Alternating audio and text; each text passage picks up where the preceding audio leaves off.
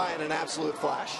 It's a little different. I mean, they're going to get a few more millions than I got. I got like $1,500 in a plane ticket. So that was back in what, the 60s, 70s? I said 30 years ago. So I mean, the difference is they get some host families to live with, so their transition into pro ball is going to be a little bit easier.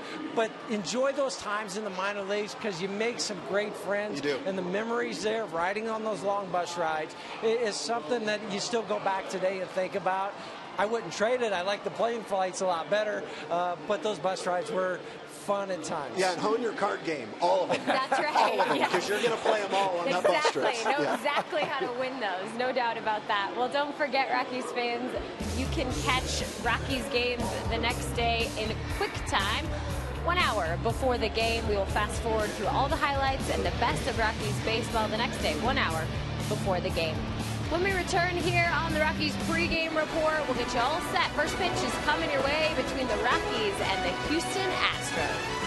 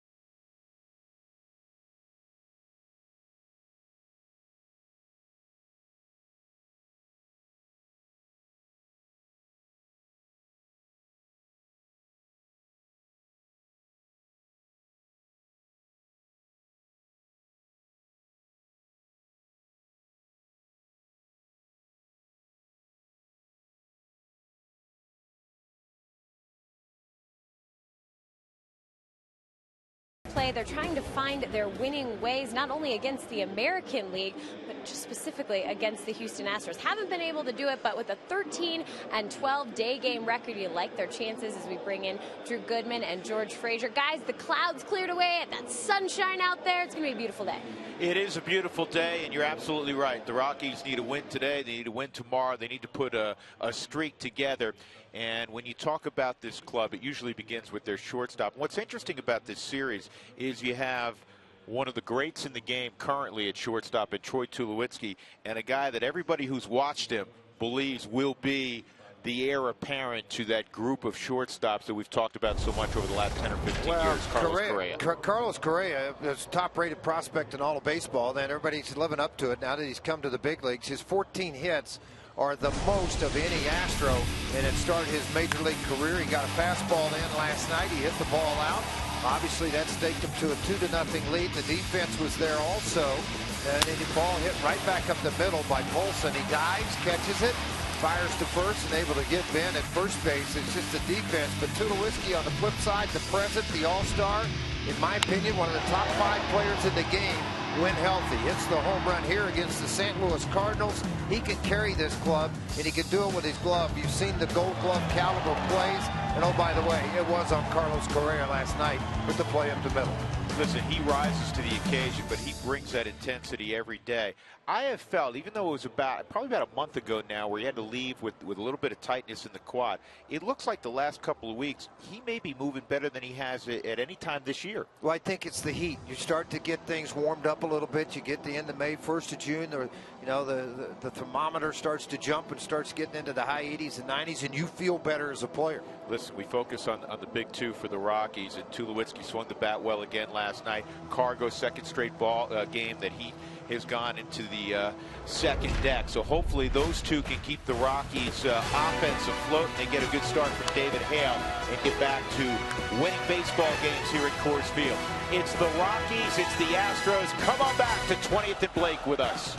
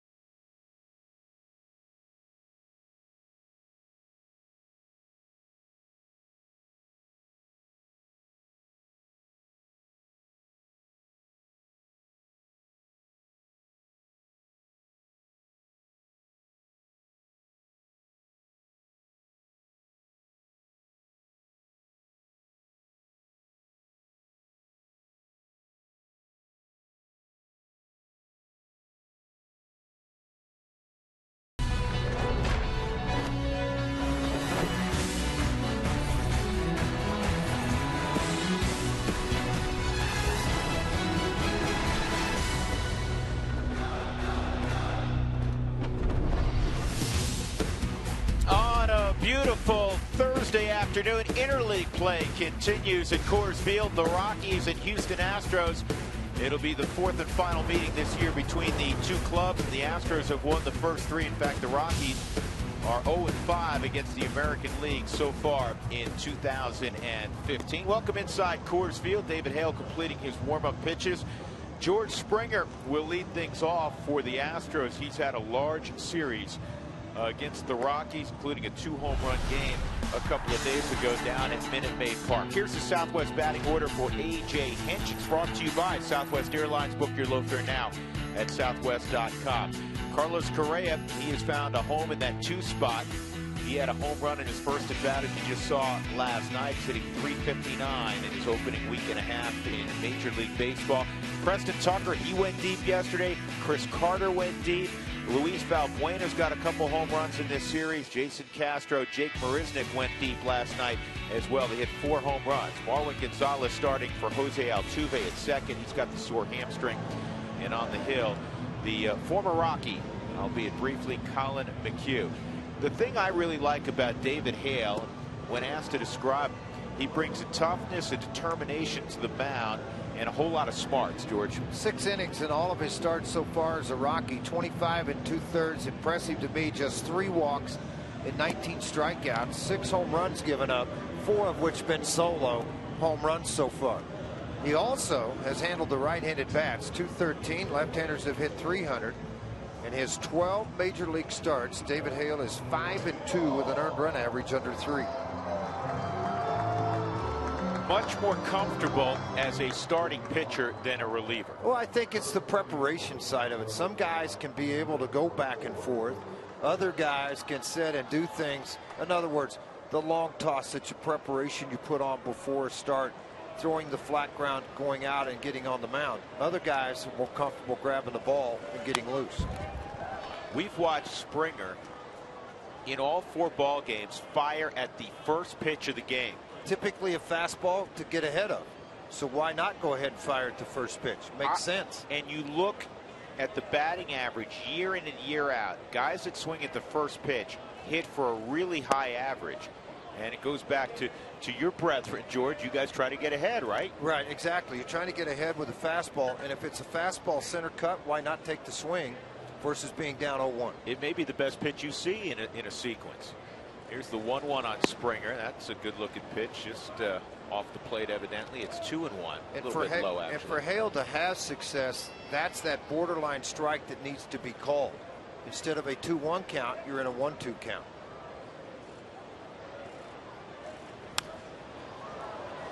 2-2 on Springer.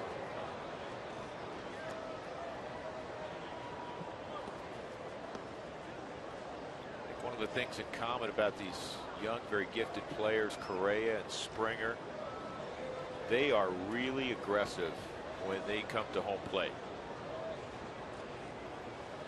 2-2, and that's a base hit. That is almost an identical base hit to what Springer had leading off the ball game yesterday. Let's hope things change from there, because yesterday Correa hit an 0-2 pitch out of the ballpark.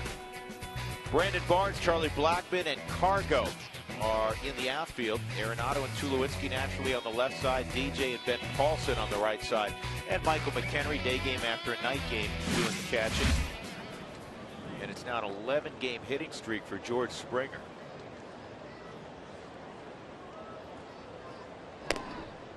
You respect the speed of Springer. 13 stolen bases. He's been caught twice.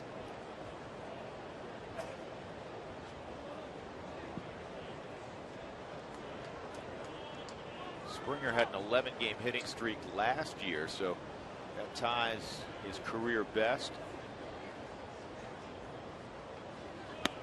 You know, that's every once in a while, George, we get in these conversations about records that'll never be broken. Well, Cy Young's will never be broken. We understand that. DiMaggio's 56-game hitting streak. It has a chance, but not a great chance. I think it has. I don't think it has much of a chance, because the same reason it's so hard to hit for a really high average. You're not hitting against a starting pitcher in the 8th inning when he's on his 147th pitch. Well, there's a lot of truth to that, but I think too that, you know, it's something that could be attainable. The consecutive games played, like Cal Ripken's, I don't think that's going to be broken. The reason, again, that I bring it up is that you put together a double-digit hitting streak. That's getting it done, because you're facing a multitude of arms late in games that are nasty.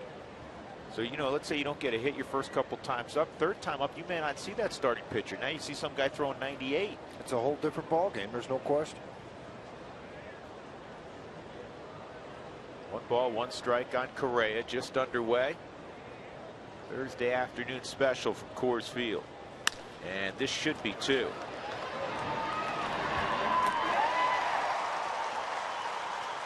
Tulowitzki to LeMahieu and on to Ben Paulson, a 6-4-3 double play. Oh, that's the advantage in pitchers. You know, you watch it every day. You got that type of defense behind you. Do the best to just keep it on the ground. The odds are they're going to hit it at somebody.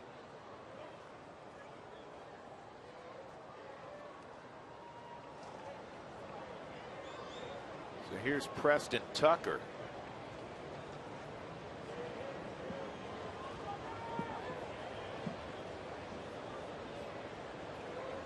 Florida did take out Miami last night in the College World Series to eliminate the Hurricanes. They outscored them 25-2 in their 2 matchups in Omaha. Crazy, wasn't it? The reason I refer to that is Preston Tucker, one of the all-time greats for the Florida Gators.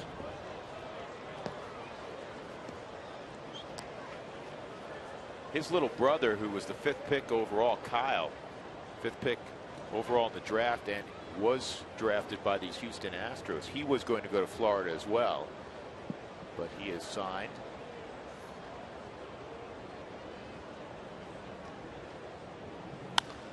This ball's well hit to right field, and this one is gone. Tucker hit a home run last night, and he pulls one just over the scoreboard in right. And the Astros are up to their old tricks once again. You ever seen a team hit the long ball like this club has of late? It's one thing to have the Blake Street Bombers where you're just really swinging for home runs, and they happen. A lot of it due to altitude, a lot of it due to the ballpark prior to the humidor. But this ball club's just perfectly happy to just wail away at it. Subaru Supermo, you see that fastball inner half trying to sneak it in on him at 91 miles an hour, and he turned it around into the seats. 7th home run allowed by McHugh. Chris Carter, he had a breaking ball out late last night in the 9th inning to really give the Astros a significant lead. That came against John Axford. Here's the 1-0, and it's a high fly ball down the right field line that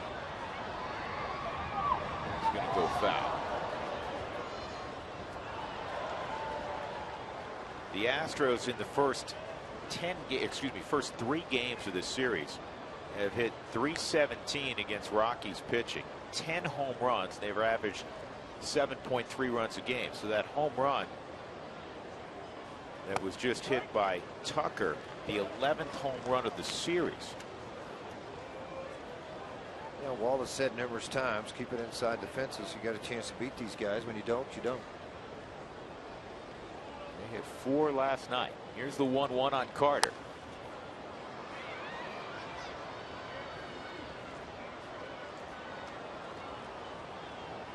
It's their 96th home run as well. That by far leads baseball.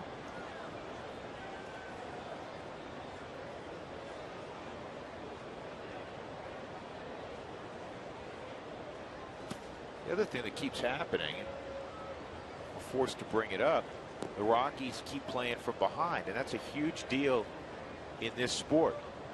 Momentum changes so quick when you get 2 quick outs. You know, a single, then you get a double play, and you're thinking, all right, here we go, and then a home run gets hit.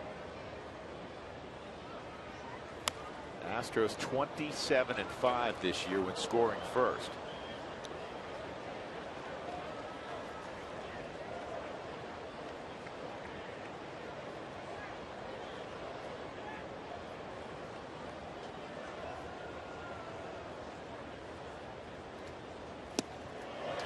Strikeout of Carter ends the inning, but the solo home run by Preston Tucker has the Astros out front 1-0.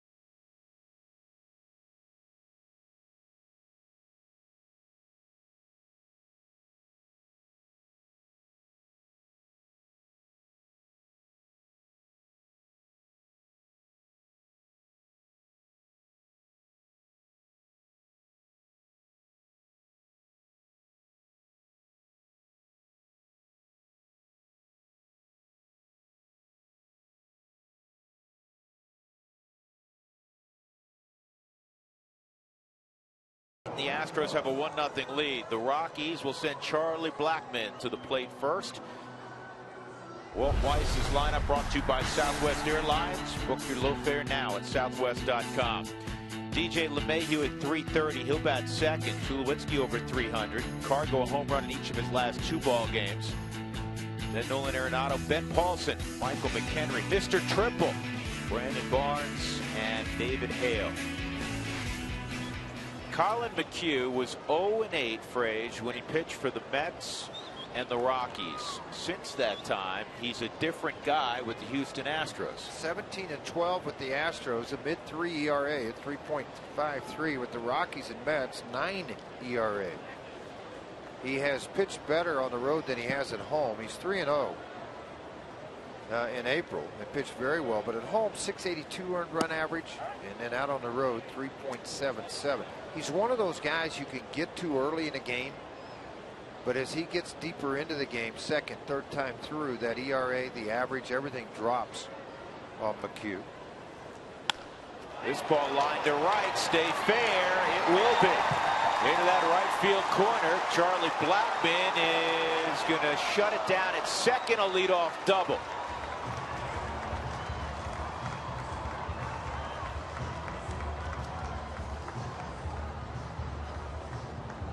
You start to have thoughts when you haven't had success here. McHugh has an 0-2, 780 earned run average, and Charlie kind of enhances those thoughts with his line drive double down into the corner at Coors Field. Thinking triple when he got about halfway there. Played very well by Springer at right. Hit the relay man. Wisely held up at second base. That's the 10th double of the year for Charlie. He had a double in last night's ball game, 2 for 4 in fact. Here's LeMahieu. Fastball outside.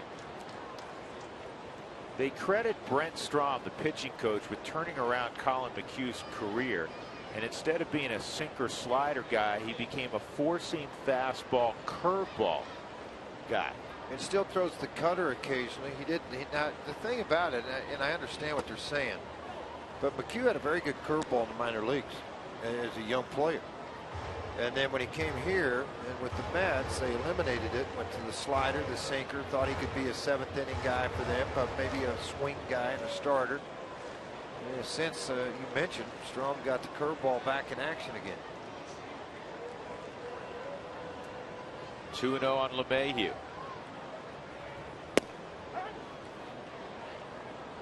You know what Drew's talking about, those records in 2012 and 13, the Mets and Rockies, 9 starts, 0-8. The opposition hit 356 against him, and 38 starts with Houston over a 2-year period. 17-12 the opposition. That gun at 237 against. How about his last 16 decisions? He's 13-3. Way outside, 3-1. And I think Houston still is a player at the trade deadline, if they can, because they are so well stocked in their minor league system to go get a starting pitcher. Is that going to be Cole Hamels? Who could that be to come in for a year? Things are going to heat up, George. We're June the 17th. You've been down this road many years. It's going to start heating up in the next 3 weeks, 2-3 weeks. Well, they're going to call and ask about a lot of players that you have, and if you're willing to do something with those players. Well, that's unusual. McHugh walking a guy. He averages less than 1.9 walks per 9 innings, one of the lowest rates in baseball. 2 odd for Troy Tulowitzki, and that'll get Brent Strom out early. Here's the American League West. The Astros 64 days in first place. This is a team that suffered through 3 straight 100-loss campaigns. Last year they lost 92. They're 2.5 up on the surprising Texas Rangers, and they're 5.5 clear of the Angels. What's happened to the Mariners? Not starting pitching's not been very good. They've had struggles in their bullpen. They haven't hit as much as they thought. Kind of every facet of the game. They haven't been able to get on one of those streaks yet. And I should mention with the Astros, it wasn't just, listen, you lose 100, you've had a rough year. But it wasn't just 100, George. They lost 106, 107. 2 years ago, they lost 111 games. Oh, you don't have to tell me. I mean, I sit and watch them all the time at home, and you're wondering, is it ever going to start to happen for them? They had some good players, not a lot, and then all of a sudden it's clicked. All these guys, George Springer for one, Altuve for one, Correa another, Tucker another. Made the trade for Marisnick in center field. Chris Carter, Jason Castro, a #1 draft pick, catching every day. Dallas Keuchel. 1-0 on Tulo. And he got a pitch to hit there, fouled it back. Troy hitting .397 with 5 home runs over his last 16 games, and he's driven in 16 during that period of time. So good to see umbrellas at the ballpark, not for rain, but to keep the sunshine off the top of your dome. You know, the other thing I think that Jeff Luhnow did a good job with is constructing a bullpen. He went out and got some guys that veteran guys, throw strikes. They mix them in with some younger guys. There's the curveball. Yep, that's the equalizer. But, you know, you added Josh Field and a Rule 5 pick, Hartor. We saw him last night. Yeah, another look on the Subaru Supermo, that hook that you see Troy's knees buckle a little bit.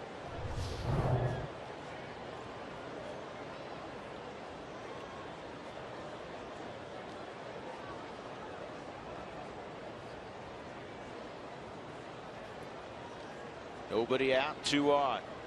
Cargo on deck. And McHugh goes fastball, and he reached back for 93. A little better location more than anything, and it looked like an elevated pitch to Troy after being down in the zone. Well, look at the gloves for the Astros. They've played good defense this year. Tucker, Marisnick, and Springer in the outfield. Springer's a highlight reel defensively. Valbuena, Correa. Marwin Gonzalez is versatile. He's at second. Chris Carter's okay at first base. And Jason Castro's behind the plate. 1 out, 2 on. Cargo last night in the 9th inning hit one deep into the second deck. Thought it had a chance to get to the upper tank.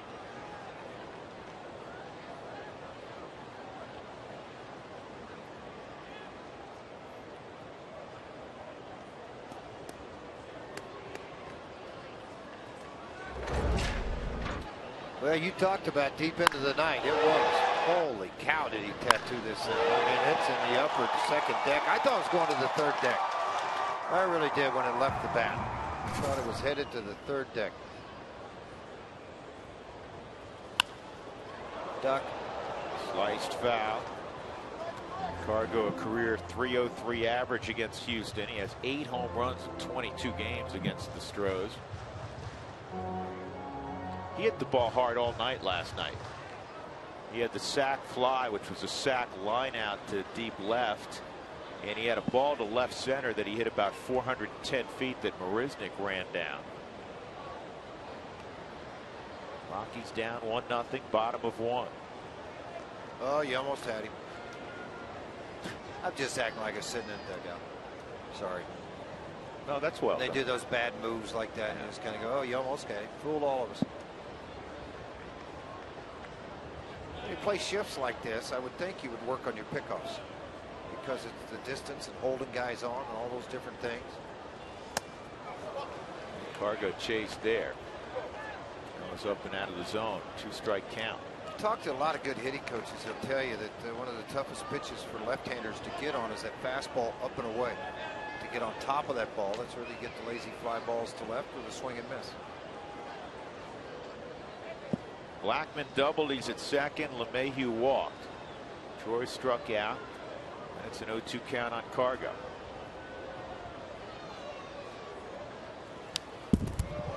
Boy, he left a fastball on an 0-2 pitch right over the heart of the plate.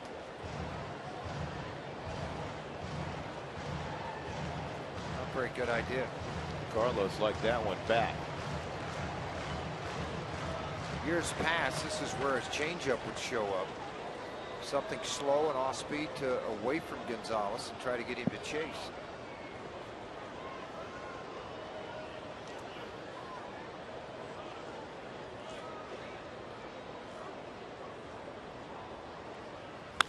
This ball driven high and deep. Take a good look. You won't see it for long. 3-run jack, Carlos Gonzalez. And the little pony puts the Rockies up 3-1. Boy, stay hot. Man, oh man. That ball might have been hit harder than the home run last night. It's just you could have hung out every ounce of clothing you own on that. My gosh, you talk about a frozen rope clothesline. That's exactly what it was. He'd gone with the fastball previous. This is the curveball. Gonzalez goes forward with his body, but the hand stayed back.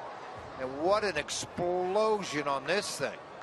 0-2 count, and it's out of the park in a hurry. 73 miles an hour. Look at those hands stay back, generate that bat speed. Oh, yeah. Home run in 3 straight for Cargo. He's got 10 on the season now. And here's Nolan. Boy, is that what this club needed in the worst way.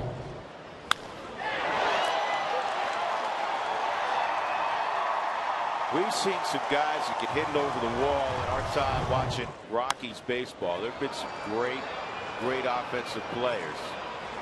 Carter doesn't see it. It's going to drop almost on EY's head. EY didn't see it either. The only guy who saw it was Marwin Gonzalez, but he had too far to run. That was within literally 2 feet of landing on the helmet of Eric Young. Oh, and he knows we're talking about it. And prior to working for the Rockies, he worked for the Astros television crew. So I'm sure they're on him a little bit too. Carter's like, I got it. I'm all over it. Well, nah, maybe I'm not. Look out, EY. You know what? Look at the umpire. Where are you guys running?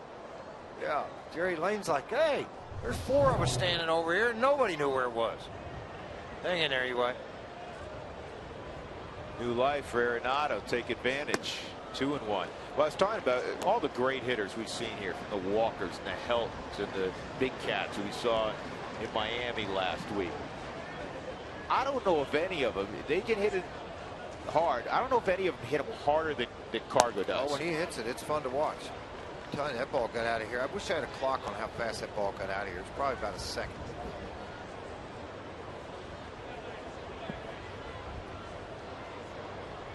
Three balls and a strike.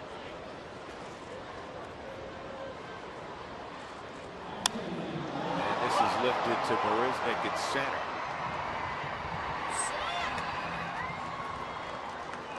Second out of the inning. George, when you're coming off a rough outing as McHugh is, he gave up 8 runs in 3 innings against Seattle. It's still fresh in your mind, especially when you give up a 3-run jack in the first frame.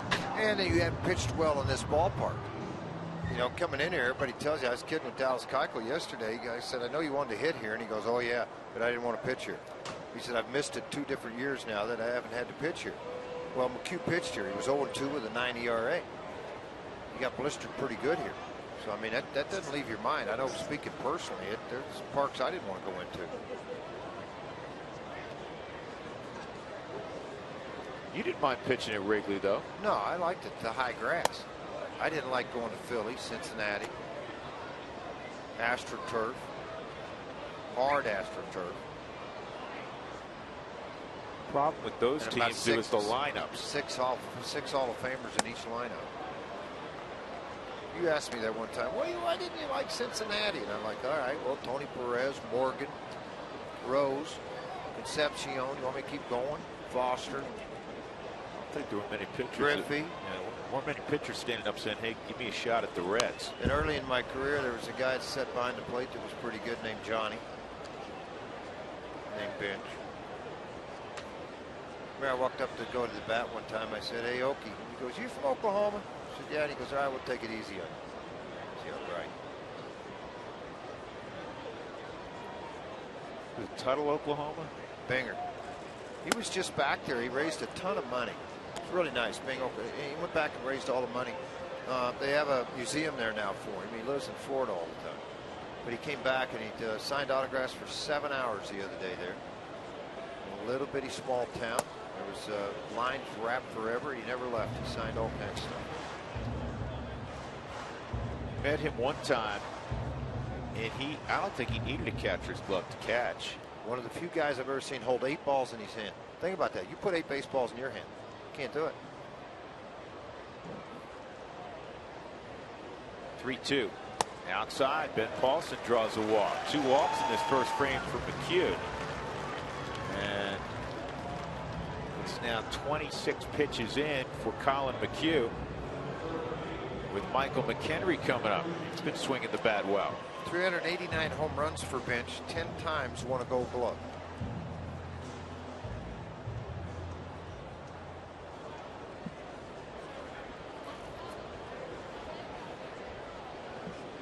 Willie Wilson, George, from your era, he's at the plate right now. No, he's not. That's Michael McHenry. You got your scorecard wrong. 3 triples. Didn't he have like 3 in the first 800 something, or 0 and something like 850 plate appearances? Zippo. Nothing. No triples till the last 10 days. Now he's got 3.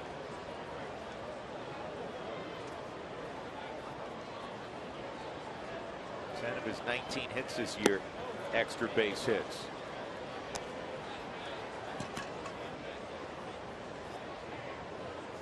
Let's check in the morning paper and looking at all the box scores. Michael McHenry is very, very close friends with Andrew McCutchen, former teammate. They talk still several times a week. Remember McCutchen got off to just a horrendous start, George? Not anymore. He's at 295. MVPs have a tendency to do that. McHenry goes down swinging in the first inning. The Rockies would get a double from Blackman, a walk to LeMahieu, and then Cargo on an 0-2 pitch for the 3rd straight ball game. Hit one in the seats. 3-1 after 1.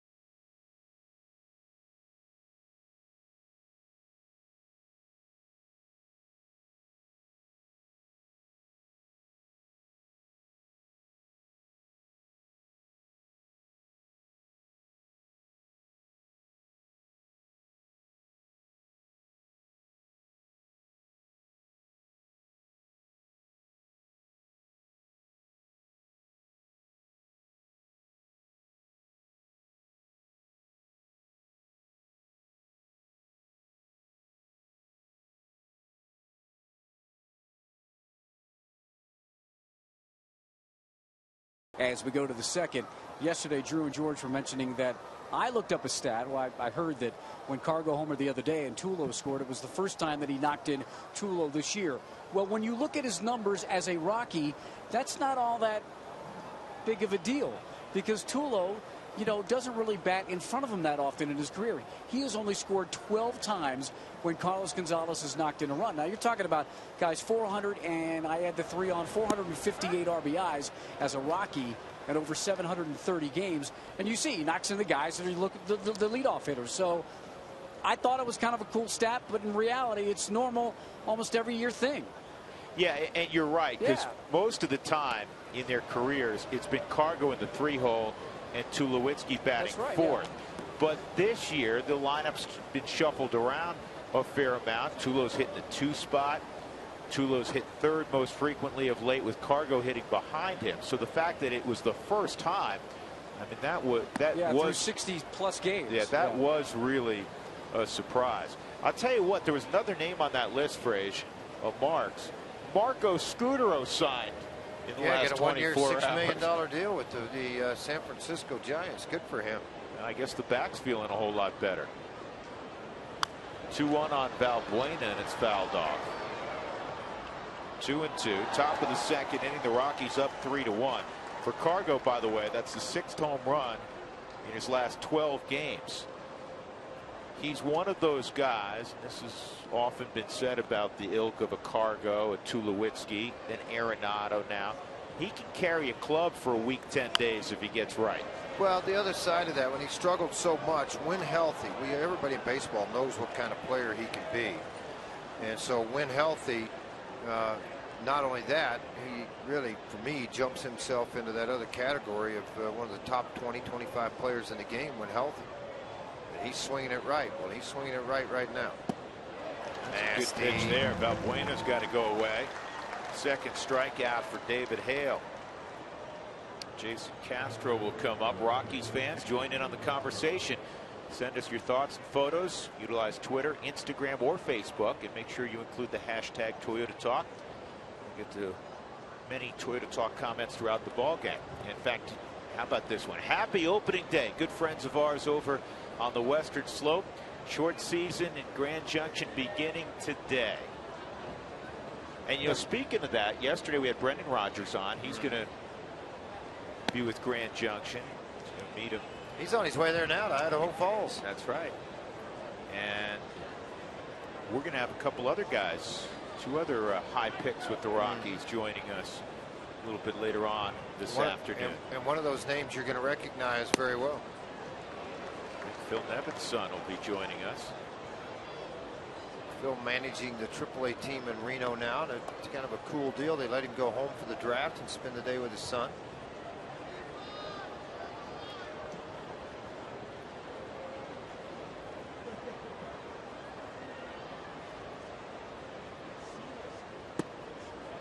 Castro's moved up in the lineup.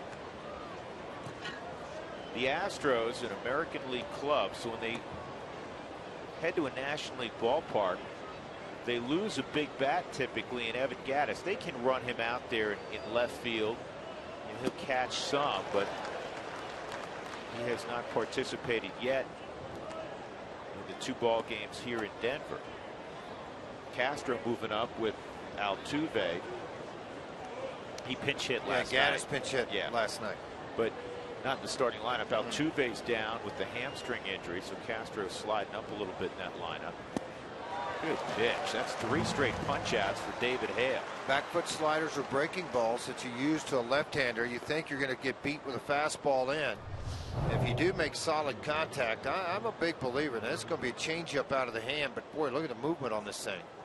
I'm a big believer in back foot sliders and breaking balls to left-handers because they do hit it and you place it in the right spot. They swing at it. They're going to pull it foul, hit themselves in the shin, or they're going to miss it. Jake Marisnick at the plate, 2 outs, nobody on.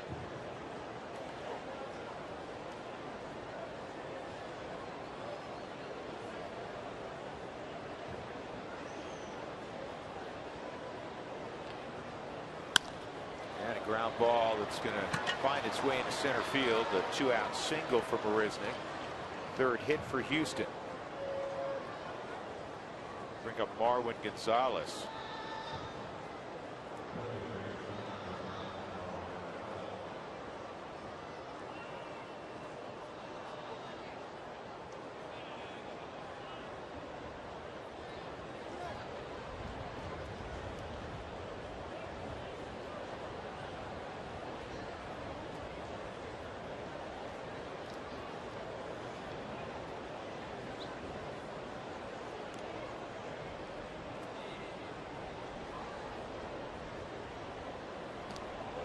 Close. Well, you got to respect it. He's got some stolen bases, 11 stolen bases, been caught 4 times. McHenry does not throw well. Coming back in on the Subaru Super Mo. Well, you slow it all down, just doesn't look nearly as close, does it? I was going to say, man, he's back for 5 minutes. What was I talking about?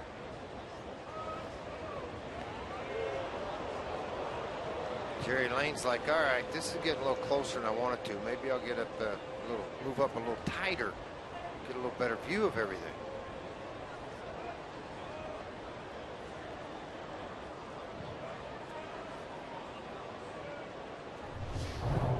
Yeah, not sure exactly what the conversation's about here. He had picked that ball out of the dirt. That was a lot closer.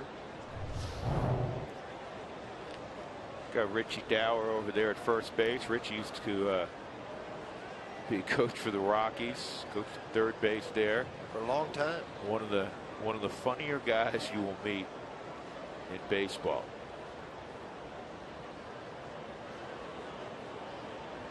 Richie got a new knee, George. Yeah, he's still hobbling a little bit, but he's got a new knee.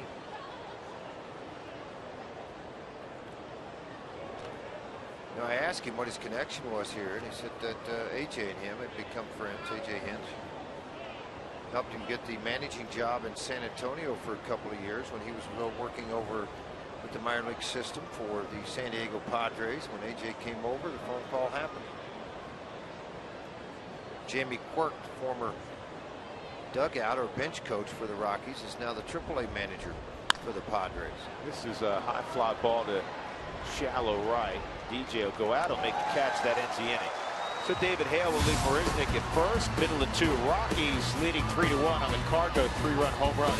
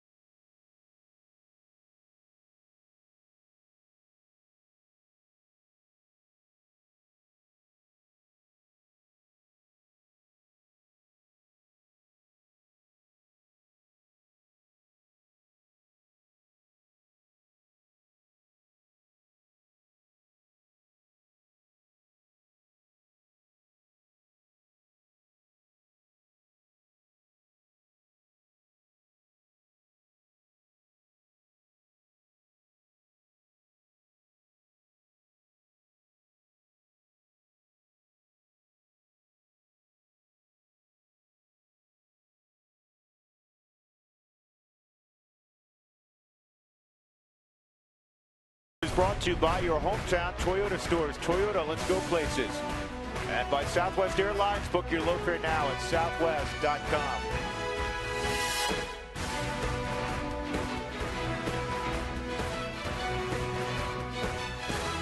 Rockies leading 3-1 as we go to the bottom of the second inning on a sun-splashed Thursday afternoon. The Milwaukee Brewers come to town beginning tomorrow night. Brandon Barnes will hit first here in the second. David Hale, and then the top of the order and Charlie Blackmon. And Barnes hit 306 against right-handers so far this year. Probably weighed a little bit of what Walt was trying to do today with his lineup.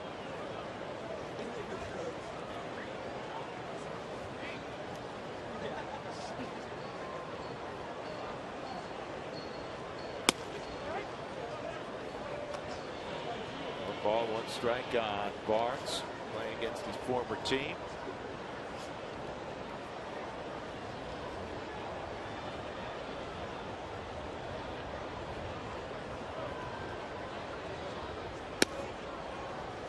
Two balls and a strike.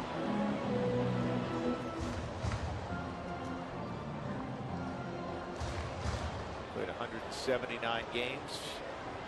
2 years with the Astros, 2012, 2013. They set up away and ball leaked back over the plate. Fouled off 2-2.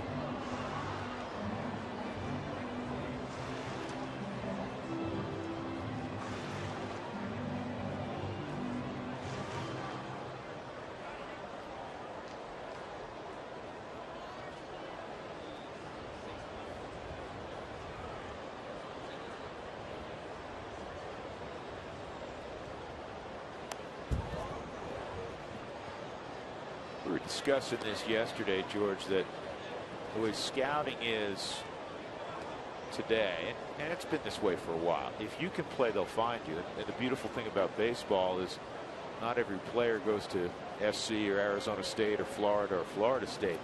This young man's from a baseball-rich state. He's from Georgia. This is a flare that's going to drop the base hit. So a leadoff single for Barnes. But Colin McHugh went to Berry College in Mount Berry, Georgia. Went 13-9, closed 5 ball games there. Not, you know, an especially eye-opening type of record. The Mets selected him in the 18th round. Credit the hard work of your area scouts that get out to find the personality and the personnel that you're going to try to draft, and where they go and battle in the draft room for that player.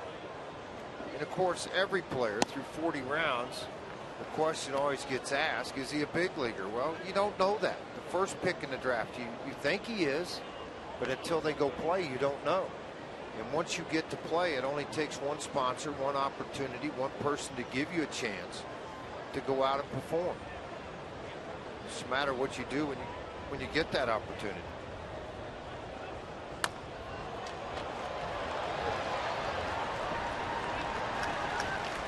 So Hale gets Barnes to second with 1 out. With every challenge call, the Subaru Eyesight Review will determine the outcome. Love, it's what makes a Subaru a Subaru. You know, last night there was quite a controversy, and it wasn't over the call. Charlie was safe, but then he popped off the bag.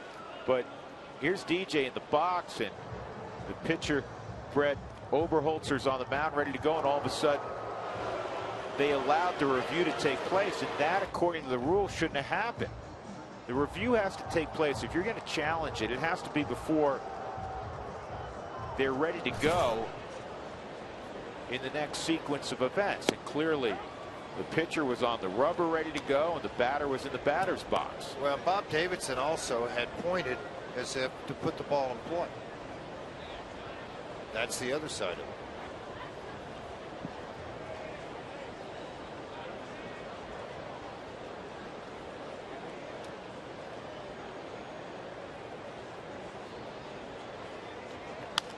This is pulled foul. Just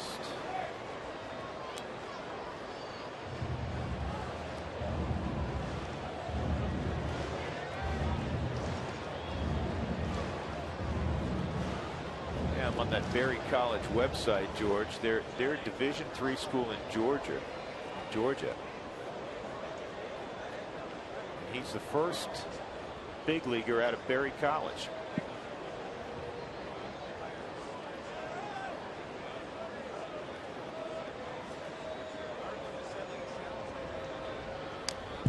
Two's fouled off.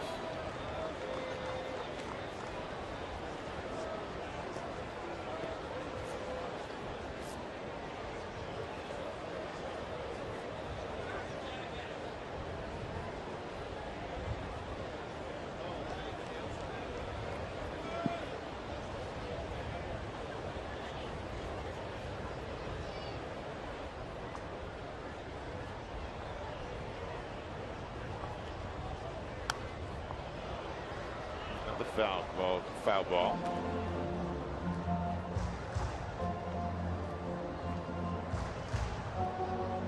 You know, watching them play defensively, Houston shifts an awful lot. They always have, and I think, you know, they're second in baseball now with 742 shifts. The Rockies last year weren't very much, 127th this year, obviously much more than 398. But it's interesting how they shift works, because it's how the pitching staff is going to be able to pitch to that shift. And they got Charlie to chase one out. We're out number 2.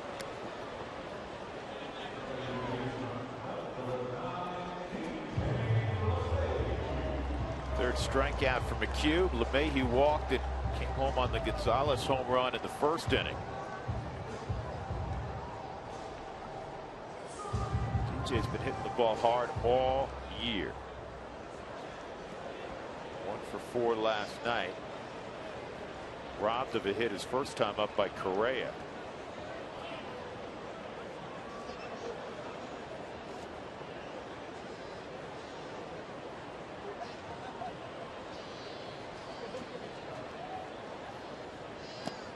Well, that's a big hook. Holy cow. 72 miles an hour, backed the velocity off, created more break. You don't see DJ swinging a ball like this very often. Coming right out of the hand. See, it's kind of like almost like he was going to fight it off. See, the feet never moved. Normally he has someone with a short stride to the baseball, but his feet never moved that time. Totally fooled by the pitch.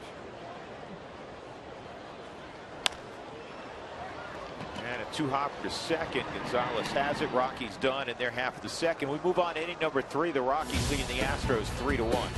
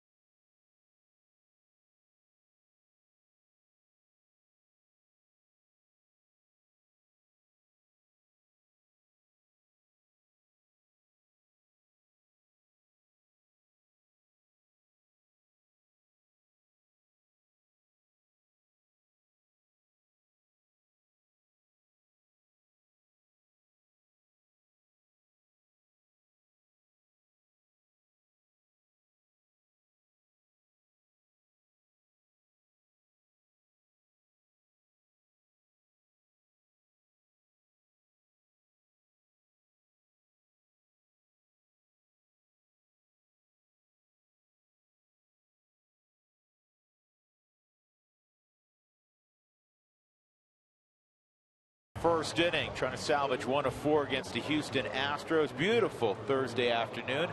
The gentleman in the middle, Billy Schmidt, of course, on the left, Mark Gustafson on the right. The gentleman in the middle is Mike Nicorak, who is one of the Rockies' high picks this year in the draft. The compensation pick for losing Michael Kadire to the New York Mets. Mike, a right-handed pitcher from Strasburg, Pennsylvania, and congratulations. Thanks a lot. Thanks for having me. Was your hand shaking when you signed that contract today?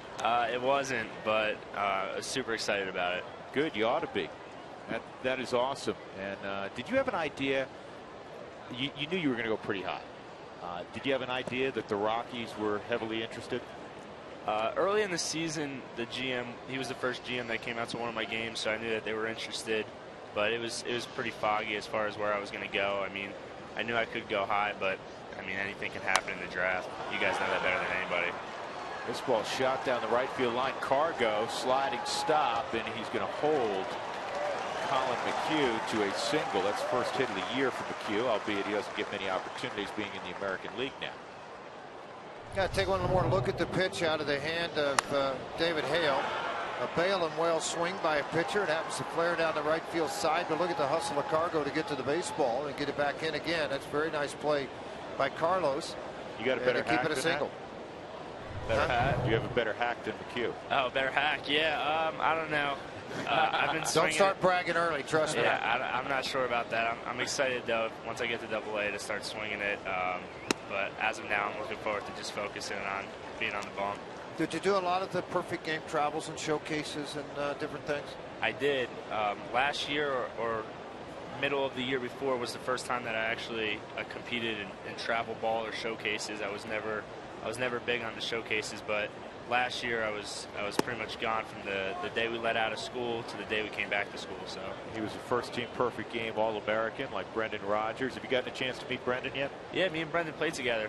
So we met each other along the road and become pretty good friends. That's kind of neat. And Tyler Nevin, who's going to join us in a little bit, Phil Nevin's son. Was this first time you met Tyler, or had you met him along the circuit as well? It was the first time that I met him.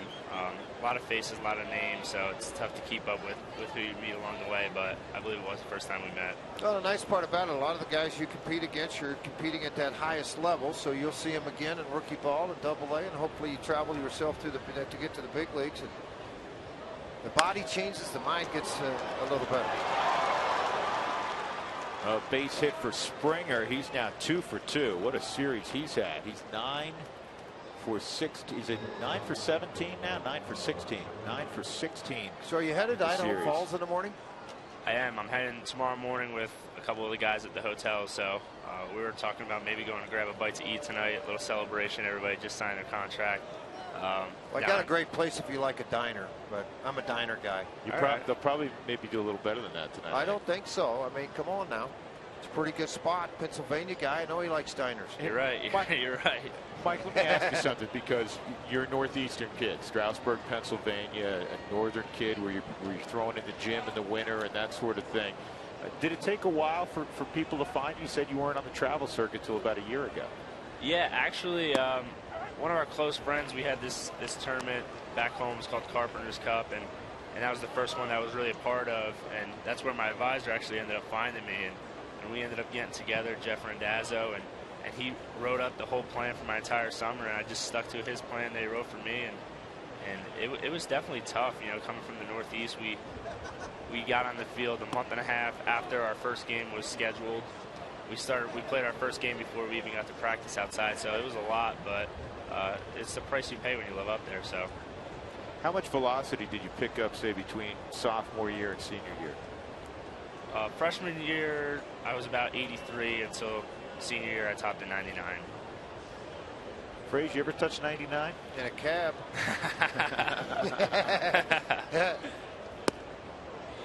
No. What did you work at senior year, velocity wise?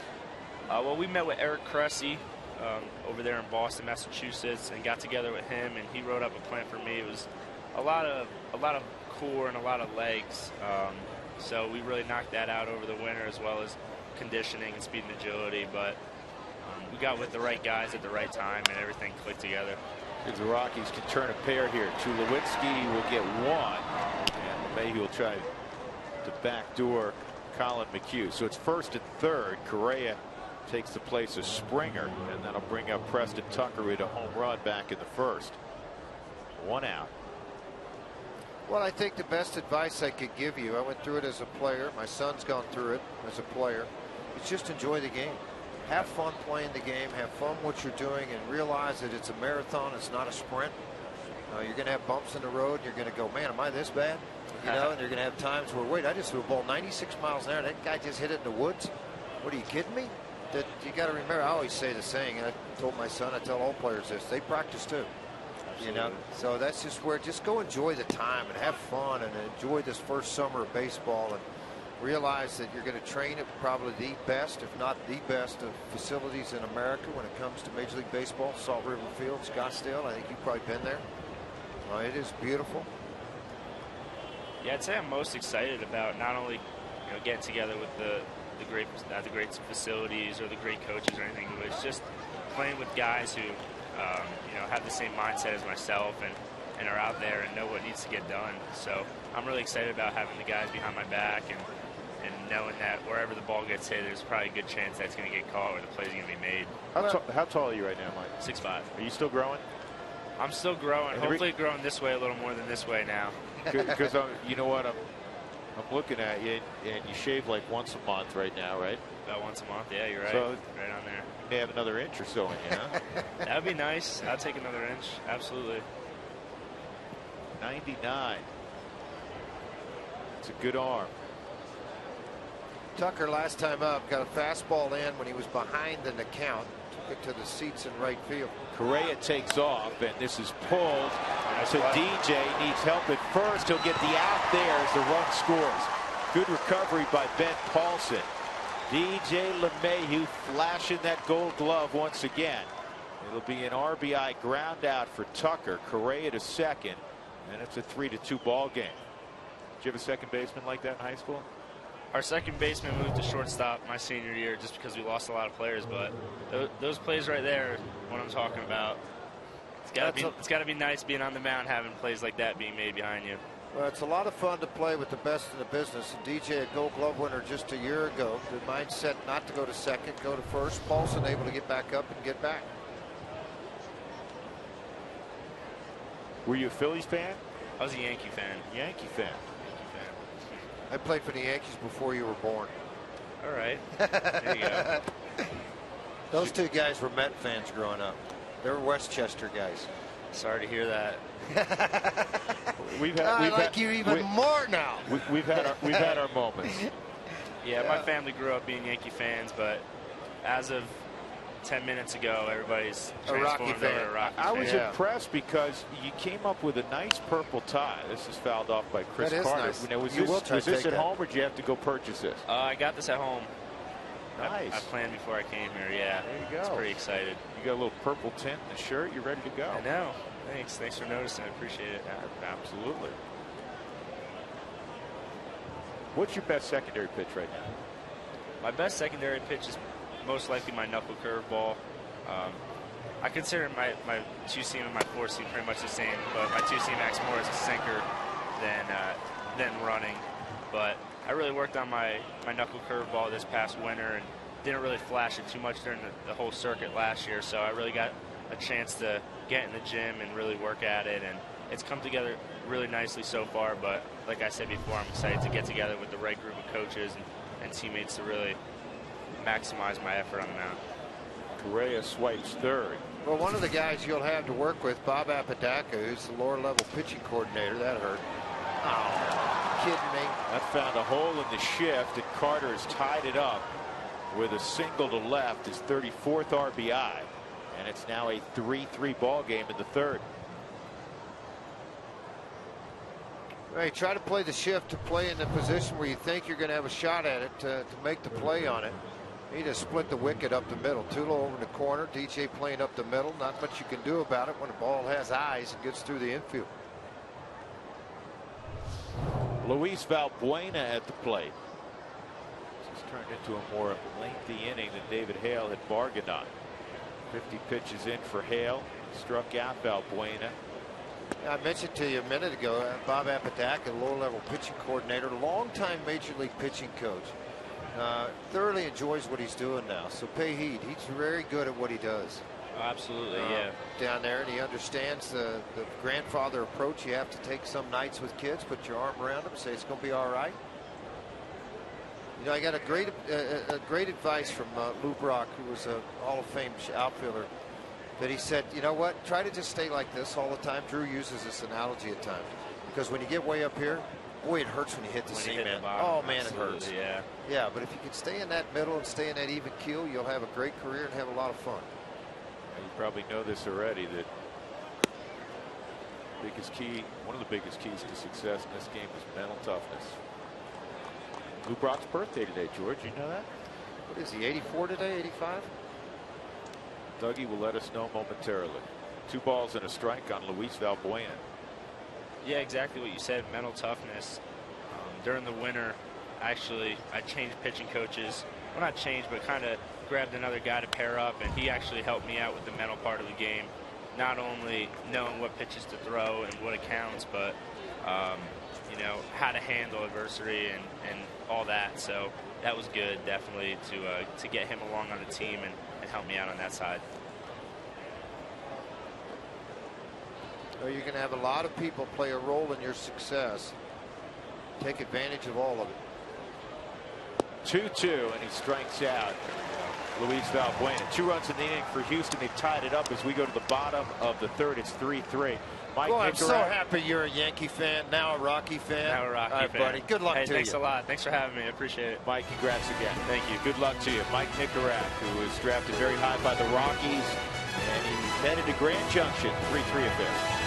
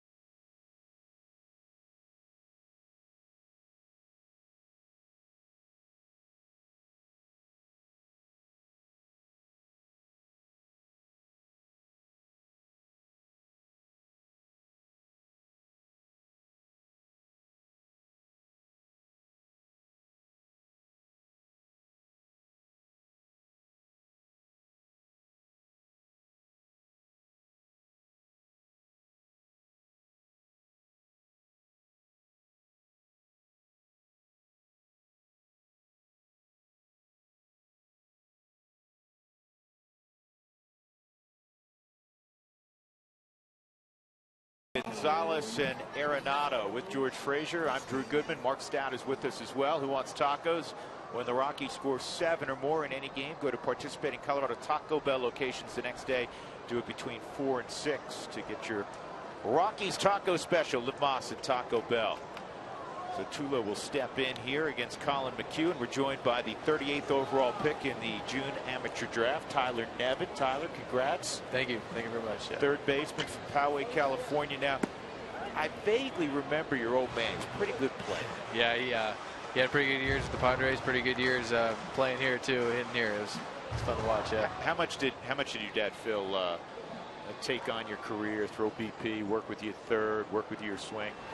Whenever he could, whenever I asked, and whenever he was there to help me out, he was more than happy to help me out with that. And it was an amazing opportunity I had, having him as a dad and having him around to teach me, their rights and wrongs and how to do things. Yeah, absolutely. Well, and I think too, I'm a big bloodline guy. Guys that had sons that played in the big leagues and understand the game, and you being I don't know how much you got to hang around the locker room, but how to conduct yourself professionally also. Yeah, no. Every win that we were at the game for, we went down the locker room, hung out with the team, and I always liked that camaraderie environment. It was fun being down there. There's nothing like a major league locker room and just being around all the guys on the team. So are you heading to Idaho Falls in the morning too? I am. Yep. We're down with Mike and the rest of the crew. Yeah. That ought to be fun. You're going to have a great experience ahead of you, and I wish you nothing but the best of luck. I watched your dad play a long, long time. A very good player. Now managing in the Diamondback system, AAA Reno, and I know he follows. I thought it was nice that you all got to share that as a family on draft day. Did he got to come home? Yeah, he got to come home. They started a series that day, and his boss allowed him to come for the entire series. And that was something really special, and I'm very grateful that he was able to be there for that, because it's a moment we all got shared together, and it was kind of a culmination of all our hard work and everything that has gone together in my career, in my young career, and then it was just fun to see it all come together, and it was a special moment. 1-1 on Cargo with Tulowitzki at first, nobody out. And he was on that pitch. Your dad obviously had great pop. I was looking at some of your high school numbers, 7 home runs in a high school season is quite a bit. You have the pop at the same age, according to Dad? I hope so. I hope to develop the pop he had one day. I had a pretty good season. It was a lot of fun. Me and my teammates, we actually won the CIF title. We lost our first game at double elimination, and we won 5 straight after that. Beat the #1 seed in the championship, and beat the #2 seed. We had to beat them twice. The College World Series is kind of the same format. Sure. So we had to beat them twice, and it was a fun couple of weeks. So I'll never forget it. Well, if you win the CIF title, I need not tell you that's getting it done. Yeah. Because the competitive level in Southern California is extremely high. So you're already on Twitter, huh? Was he tweeting? Who's tweeting? That's Tyler. Oh yeah, that was draft day. Yeah, that was draft day. That's awesome. Yeah. I don't do that. I'm old. No, I'm not a tweet guy. Yeah, I don't get on there too often, but just important events, stuff like that, being drafted, that was something to share. Yeah. With your high school team as good as it was, what other players drafted, if any? No. We actually were the underdog the entire season. Really, we were the 8 seed or 6 seed, I forget. Yeah, nobody really expected us to do it, and we just got hot at the right time, and everything kind of came together. Our championship game, the starter of the game, spent all year on JV, and so did the 2 relievers that came in after him. They were both a freshman and a sophomore. So it just kind of came together, and we kind of seemed like the team of destiny. It was a lot of fun. Did you pitch at all? Did you get on the hill at all? No, I didn't. I ended pitching sophomore year, and after sophomore year, I missed my entire junior season because I had Tommy John surgery. Oh, you did have Tommy John. Yeah. So no more pitching for me. Yeah. You're done. Yeah. Arm fully back? Arm fully back. It's great. Yeah. Good. Third base, your natural position? Yes. Okay. Yeah. I was younger. I was first and third. I was kind of a tubby kid. Right. I was younger, and as I got older, I leaned out and got taller, and third's been in my position. Yes. Pretty good third baseman up to bat right now. This guy's not bad. Huh? He's from your neck of the woods, a little north of you. And yes, he is. Yeah. That's interesting. Arenado trying to throw down a bunt, which means that's the first time I've ever seen him try to bunt. You know, and we talk to a lot of different players that get drafted, and they say, all right, who did you follow? Who did you idolize? And who was your guy? You know, lately it's actually been Nolan. Just watching, he was drafted out of Southern California out of high school too. And when he came up, it was kind of a question on whether or not he could stay at third too, as the scouting report. And as he developed as a player, he turned into the great defensive player he is now. And I kind of look up to him in that sense, because that's sort of the same scouting report that's on me. You know, I might have to be the first outfield, but you know, I definitely look up to him and his work ethic and how he transformed himself into the great defensive player, the Gold Glover he is today. Yep. How much did people always wonder this with a dad who was a terrific big leaguer and he's still involved in baseball?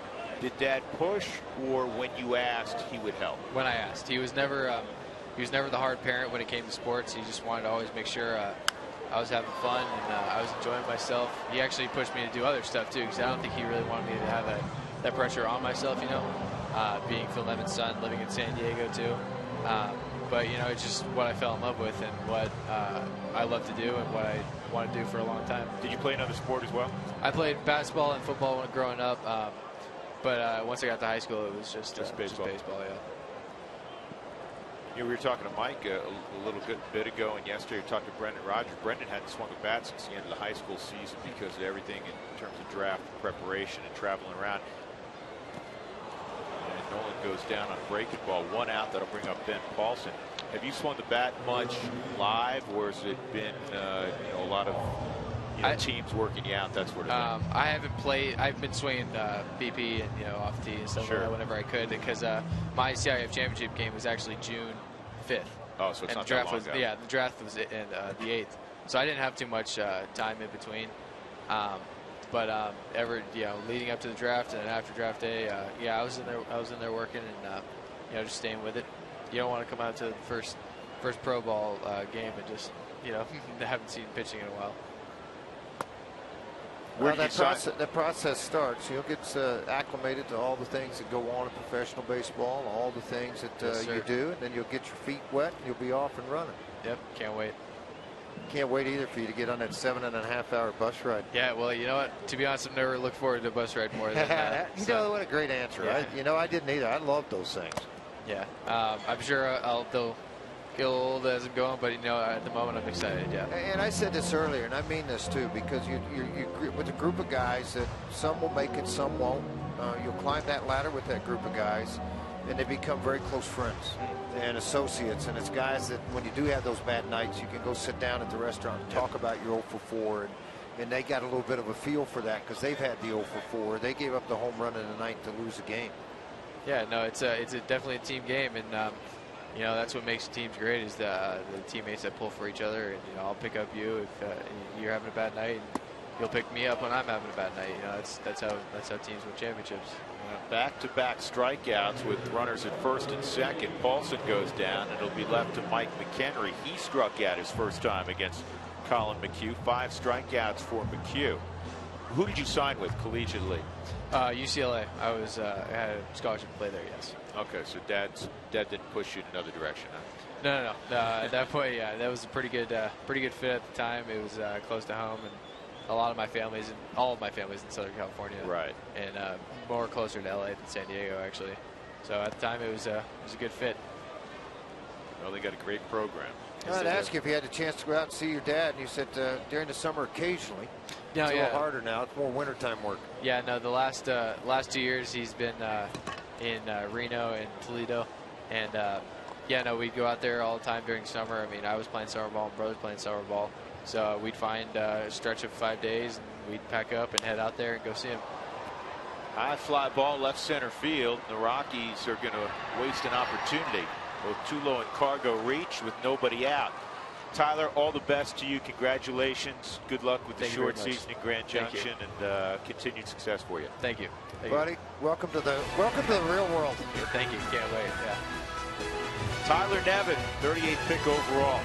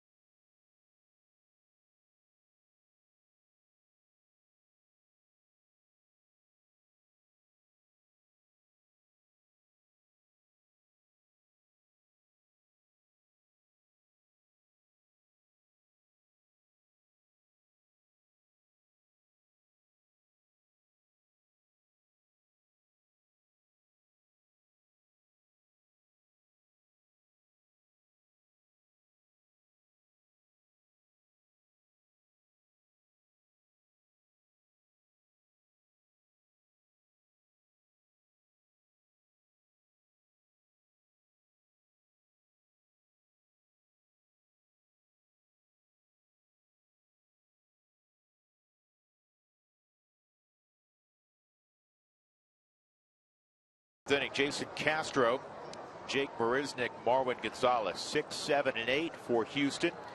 Astros leading the American League West. The Rockies looking to win their first ball game against an American League club this year. David Hale gave up 2 last inning.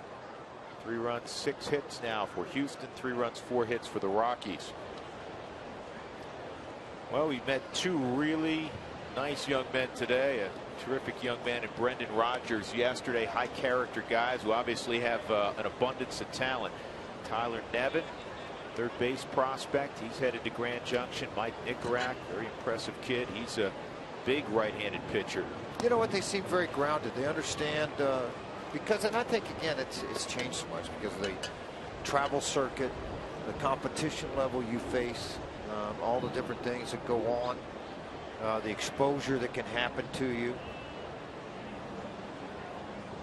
You know, just like talk to these guys. You know, Phil's son spending a lot of time with him in cages, on fields, taking ground balls, doing things the right way, not the wrong way. And what that amounts to, folks, it just shortens the education that you have to give a young player when they first get into professional baseball.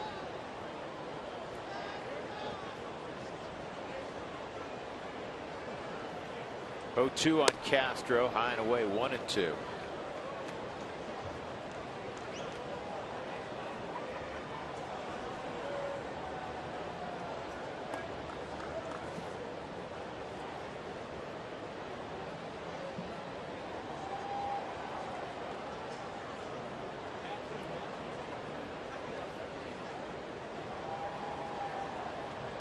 And that's a pitch in the dirt, 2-2.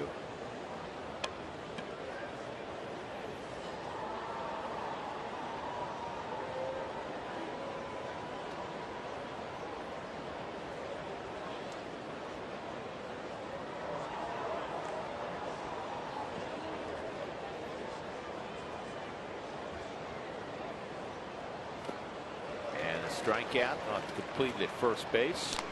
1 out. Hey, individual game day suites and party facilities are still available for the regular season. Call 303 Rockies to check out availability today.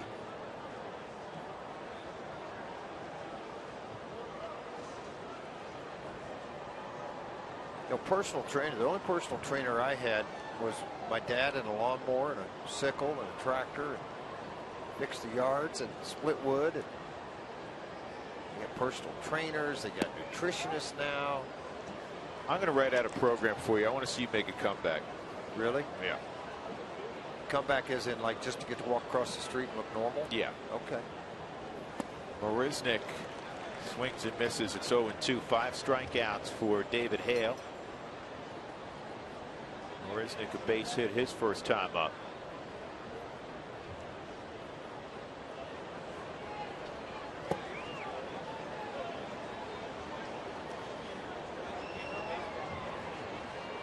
Do you remember what you were throwing back then? Radar guns, they were available, obviously. Do you remember what you threw senior year in high school? Ray guns. Another strikeout for David Hale. You like to see that. Quick outs here in the 4th. It wasn't 99, though, was it? No. Gosh, no. You know what? I know. How about that? Probably 85, 86. I don't know. Only weighed 150 pounds. He's all those kids we've met. Well, again, tremendous shape. Yep. Personal trainers, all the other things, and it's a very, very exciting time. It can be a great time. There are going to be some ups. There's going to be some downs. Mostly ups. It's getting ready to be a very long summer, with them going after this to instructional league for about 3 weeks. The Rockies have done a really nice job of cutting that time frame down. I mean, I can remember, gosh, back in the 70s, going to instructional league, wanting to play 35, 40 games, which is a lot of games, a lot of innings on a lot of arms. So you just hope these guys hit, man. You hope they end up being up here one day where you guys can talk about it.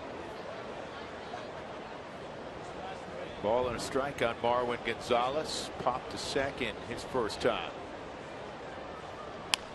And that's back up the middle, and it'll sneak through. Base hit. 7 hits for the Astros, 6 singles, and the home run by Preston Tucker in the first. Colin McHugh will come up. McHugh had a base hit. Scored the third.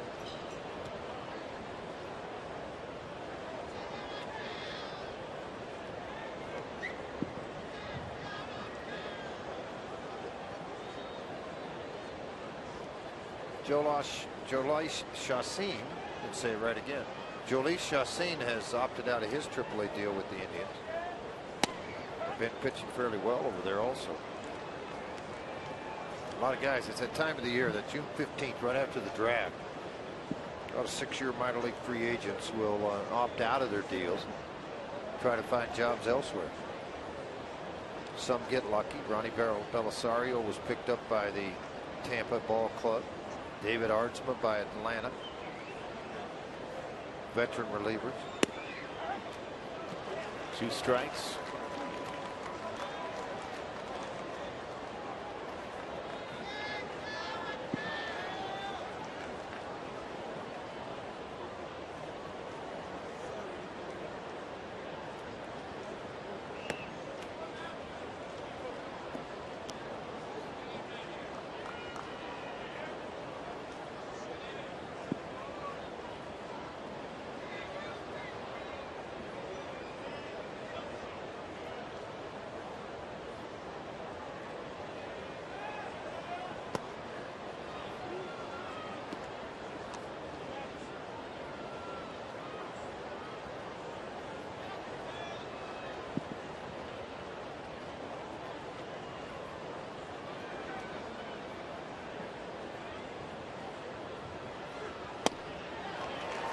Strikes out the side. 7 strikeouts for David Hale. It's a 3-3 ball game as we go to the bottom of the 4th at Coors Field.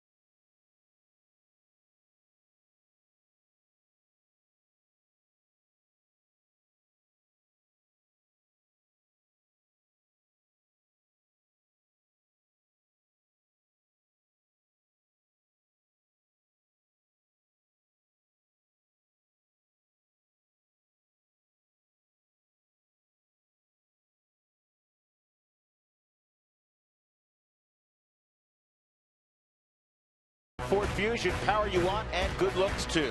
Ford, go further. By Southwest Airlines, book your low fare now at southwest.com. And by CenturyLink, your link to what's next.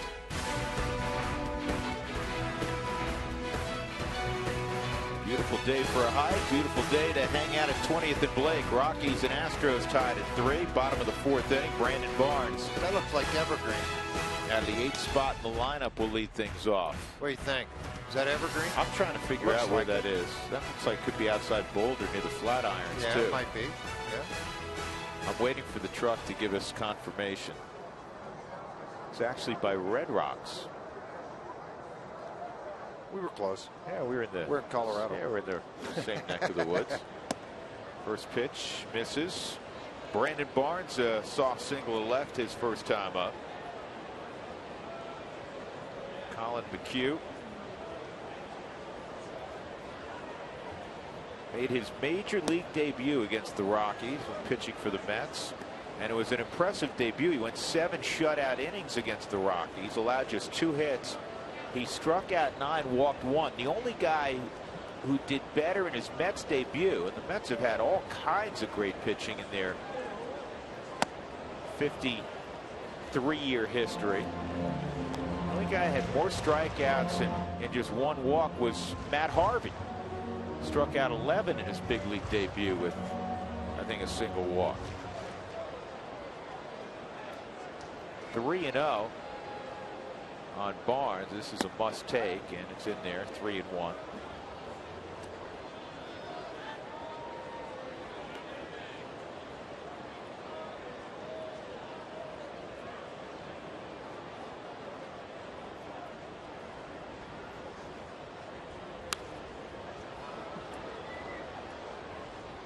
Hey, watch McHugh work. Like a lot of teams now, they want the fastball command away from the hitter. The ability to come in, but they'd like to keep the ball away from the right-hander. He's missed a couple in the middle. 1 call to strike, 1 foul back.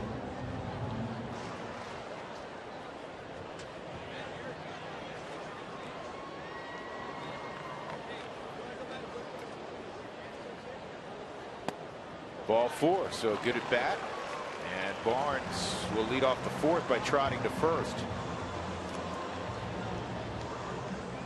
Well, we have a 3-man crew working now, George. Bob Davidson. Bob was at 3rd, and he's had to leave the game with dehydration. Oh, wow. Boy, I hope he get that water in you, Bobby. Start getting lightheaded. Elevation. That's 4 walks by McHugh. I mean, that is really uncharacteristic.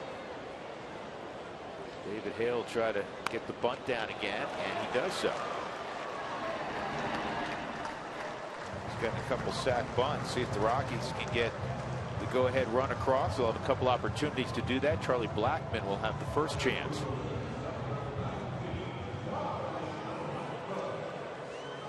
Tomorrow, I'll get out to the ballpark early and get a team poster. It'll be fun.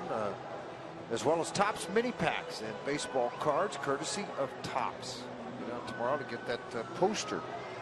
It'll be given away tomorrow here at the ballpark as the Brewers come to town.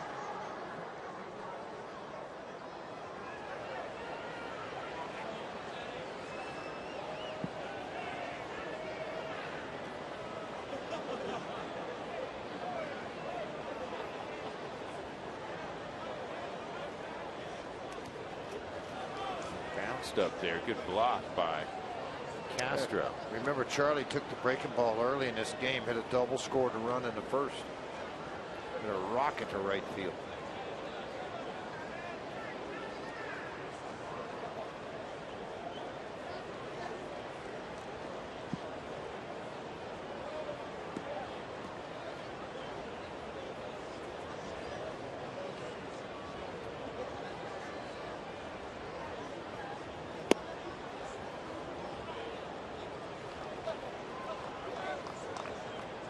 Fastball at 90 to fall behind, 2 balls and a strike. He's thrown 70 pitches in the game, 44 of those for strikes. Swung well over on the infield on the right side, cheating up the middle for Correa.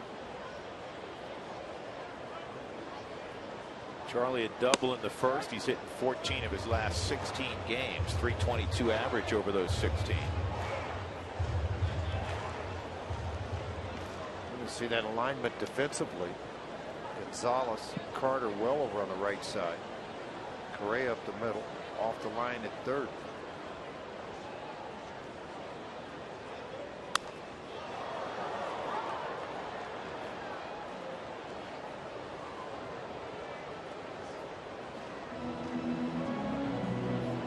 Sammy, nice job following that foul ball. I watched your work there. That was outstanding. Sam Herniason in his 63rd year, running high home. I embellish only slightly. He's only 62, isn't it? I get confused once he went past 60. Yeah. 2-2.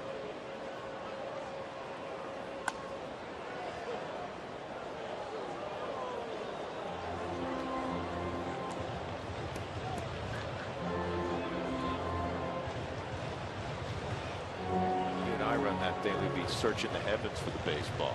Where'd it go? There it is. We're up there.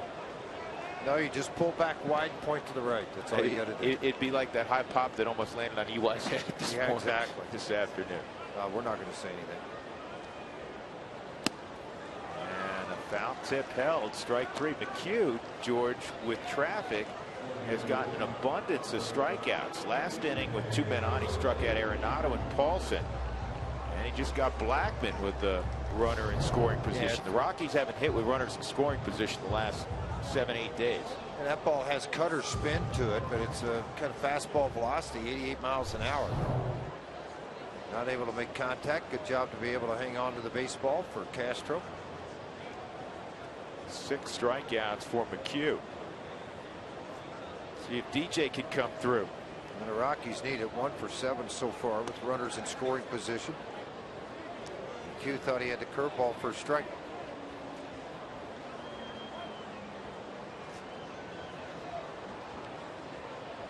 McHugh struck out 11 Oakland A's his second start of the year. Other than that, one game against Toronto he struck out 9. He's not a huge strikeout guy.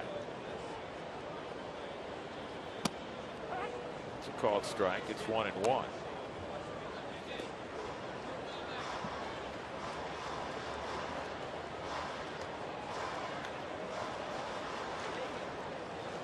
McHugh, with his breakout season last year, finished 4th in the American League in the Rookie of the Year voting.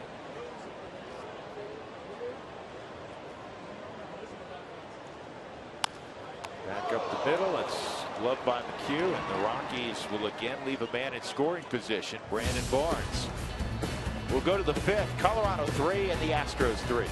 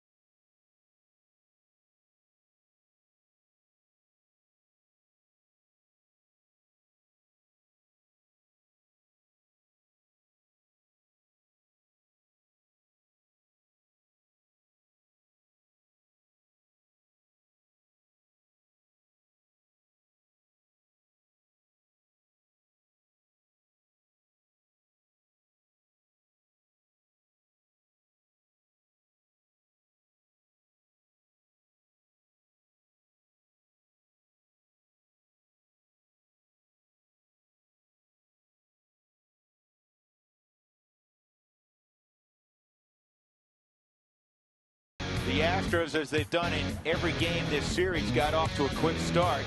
George Springer has an 11-game hitting streak. He actually had a base hit in the first inning. The home run came from Preston Tucker. 3-run home run in the bottom of the first from Carlos Gonzalez. He's homered in 3 consecutive games. David Hale in the 5th inning. We'll see George Springer, Carlos Correa, and Preston Tucker at the top of the Astros lineup.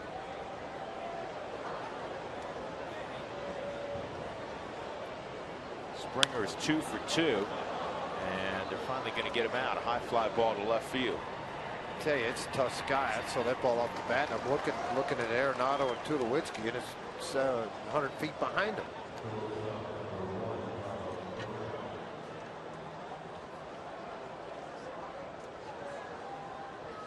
Carlos Correa 0 for 2, scored a run after reaching out a fielder's choice in the 3rd inning.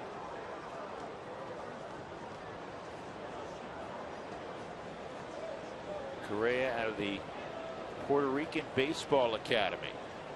First pick in the 2012 draft. Other notable top prospects, top 5, varying orders. How about Joey Gallo? Look what he's done. Baseball America. Joey Gallo's been impressive. Most of those home runs have gone really far. Look at that graphic again. One off Kershaw last night, went forever to right field. The 2 Cubs have done well. Chris Bryant hit a home run last night that went about 500 feet. Well, not quite, but about 460 to dead center. Came off a position player. And Byron Buxton has finally arrived in the big leagues. He's dealt with some injuries in the minor league level, and he has, the last couple of years, been the consensus #1 player prospect in all of baseball with the Twins. 3-1 on Correa. The Astros have had the overall #1 pick 5 times, going all the way back to '76. Floyd Bannister was the #1. Arizona State, left-hander. How about we should have mentioned is Tyler Nevin's dad. Phil Nevin was the first pick overall by the Astros in 1992. And that misses, ball 4. Mark Appel last year was pitching better in Double-A, though he's still got a 5 ERA in Double-A. And Brady Aiken last year, they couldn't sign Aiken. That's why they ended up with the #2 pick this year. Aiken had to undergo Tommy John surgery. Still went high this year. 17th overall. Yeah. I obviously feel like that's going to heal and be fine. Nix, the other young man, he went higher. He went in the 4th round this year. He signed. Got speed to deal with in Correa. He swiped 3rd in the 3rd inning. First walk by Hale today. Preston Tucker at the plate.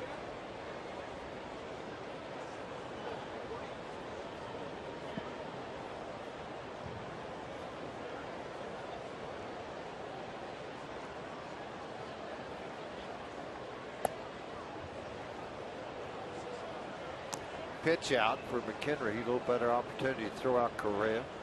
He did not go. That's all guesswork. You're trying to steal signs from Gary Pettis, third base coach, trying to work what he's doing, pick something off. And, that's hard to do. They change them sometimes day to day, series to series.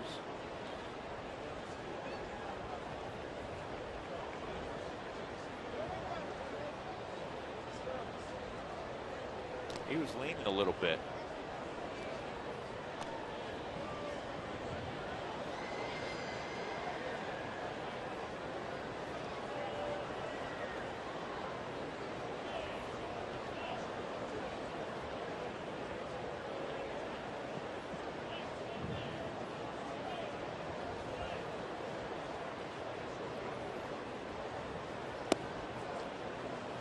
Carey had to reach back 2-0.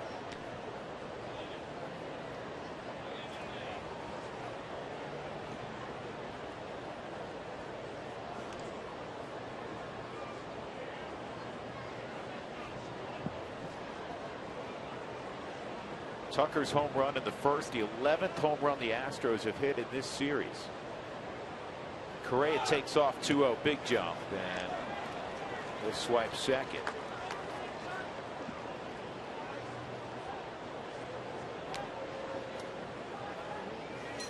For Correa, his 3rd stolen base, 2nd today.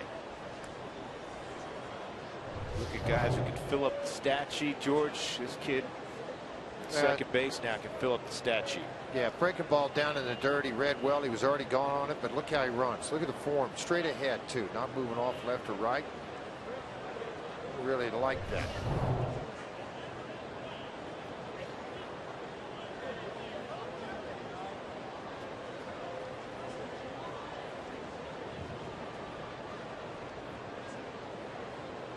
Talk about 5-tool players. He's one of those guys. He's going to end up with probably 20 stolen bases. He'll hit 20 home runs in Houston. He's going to catch the baseball.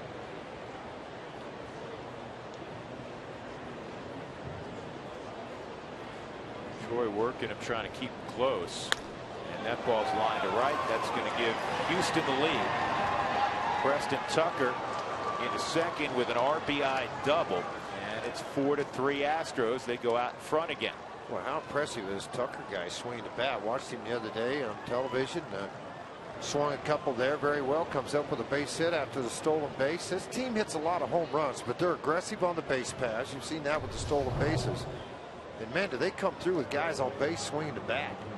It's pretty short to the baseball. Yep. I mean, you're talking about a guy that's very strong. Even when fooled with a pitch at times, able to pull it into the corner. And the Astros with a 4-3 lead. Steve Foster to the mound.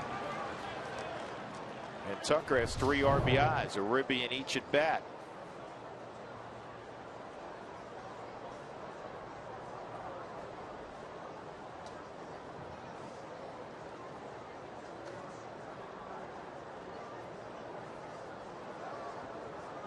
Seeing them double in a run's kind of strange of late. 49%, nearly 49% of their runs come via the home run, which is the highest percentage in baseball. Chris Carter has a ribby today, a base hit in the 3rd inning.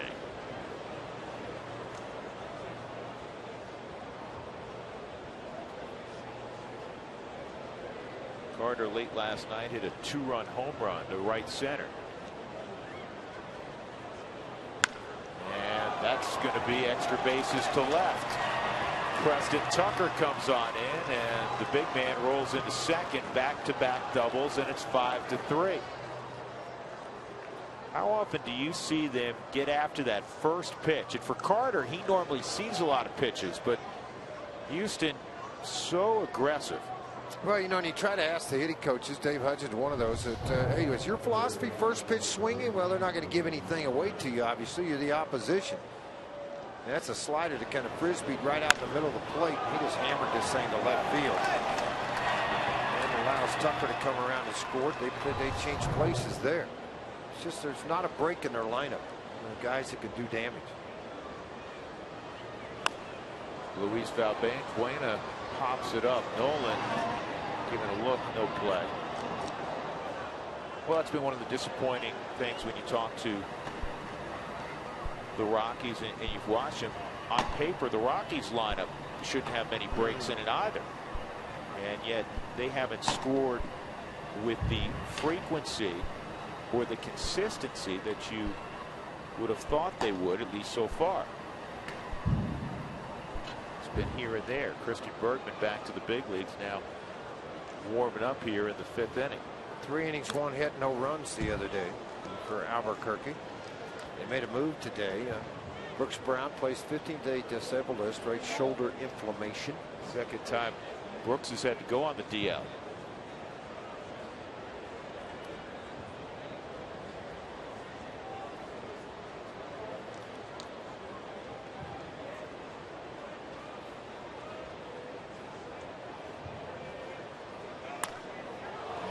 That's a top spin base hit to right.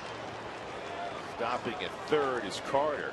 That's 4 straight who've reached against David Hale here in the 5th inning. 3 straight hits. And you have Castro coming up. The thing about bringing in Bergman, he is your long guy, kind of eat up some innings. He just told McHenry to go out and talk to him a little bit.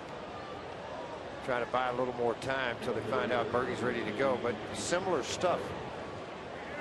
You know, you sometimes as a manager, you'd like to go to a left-hander that could eat up 2 or 3 innings. It's maybe another look. Maybe that right-hander that's a harder thrower than what's on the mound.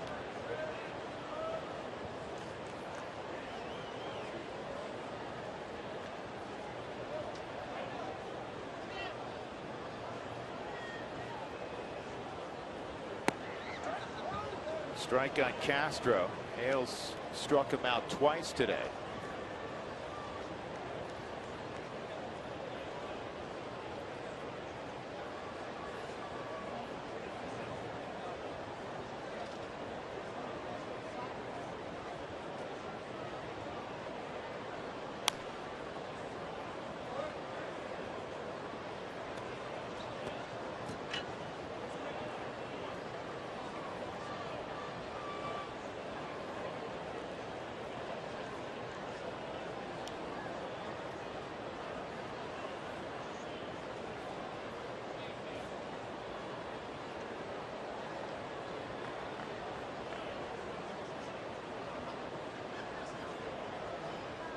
First and third, one out, and it's fouled back. And when you think your ball club's down 5-3 and you're looking at it, 0-2 count, you're just one pitch from a double play. And you're sitting in the dugout out of the inning. The Rockies are going to send up to Tulowitzki, Gonzalez, Arenado in the bottom of the 5th inning. Just try to limit the damage right here.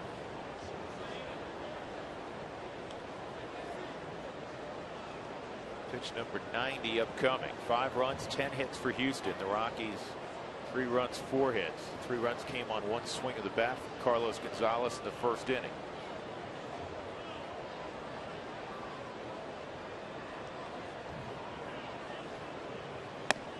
Fastball's up, 1-2.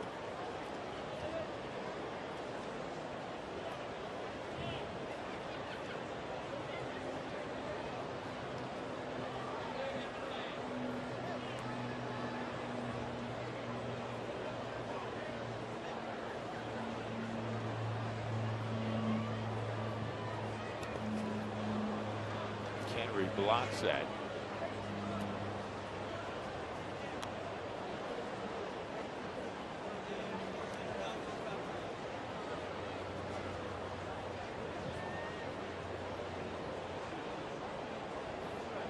No, Valbueno's only got 1 stolen base. I mean, he keeps turning around and looking at Richie Dower, looking over at third base. 2-2 count. Try to pick a breaking ball count. Maybe take off here.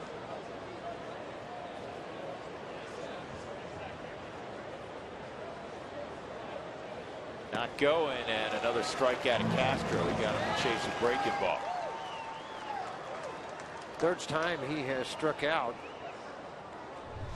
against Hale, and it's the same pitch. It's the changeup with tremendous movement, gets well out in front of his on that front foot, can't do anything to reaction. 8 strikeouts now for Hale. His career high is 9. That was in his major league debut back on the 13th of September in 2013 versus San Diego. Jake Marisnick, a single and a strikeout.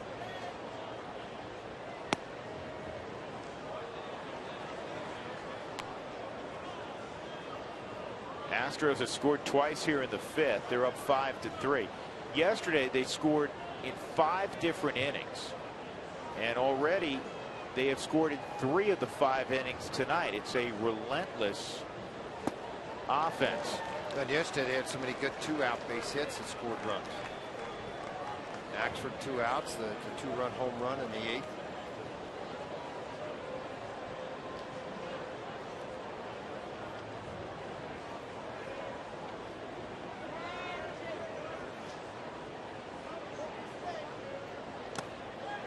One and 2.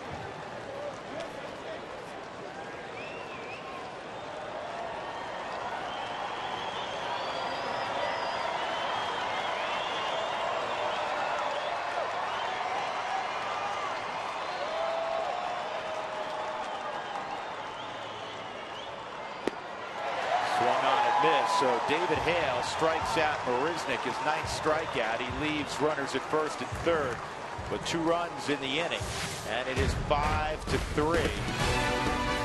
Houston in front. Tulowitzki, Cargo, Arenado when we come back.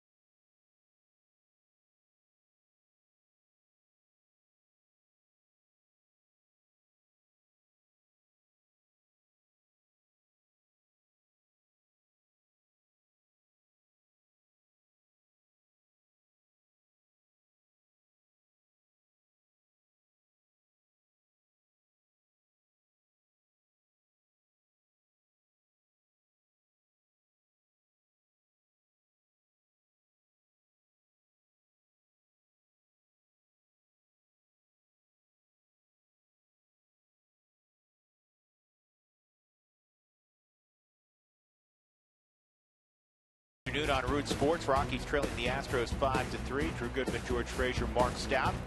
And the Rockies at the bottom of the fifth will have Tulowitzki, Gonzalez, and Arenado. Troy's 1 for 2, a single in the third inning. Facing Colin McHugh.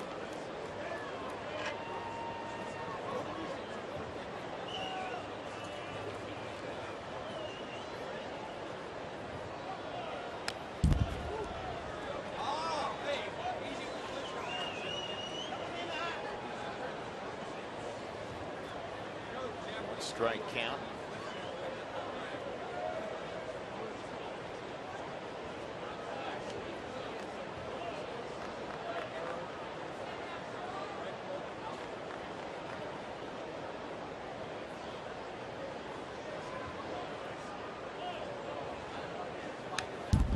Troy got another pitch to his liking up, fouled it straight back.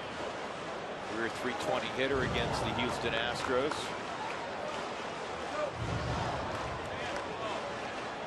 Rockies just 13 and 19 at home.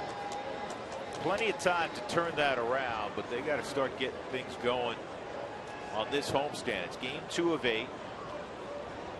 Houston will depart after the game today, and then the struggling Milwaukee Brewers will be in town, followed by an Arizona team playing better.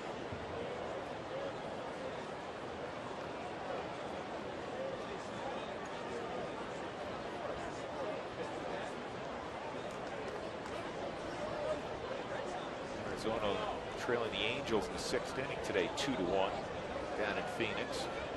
And boy, I don't know how Tulo got to that. I think it was helmet high.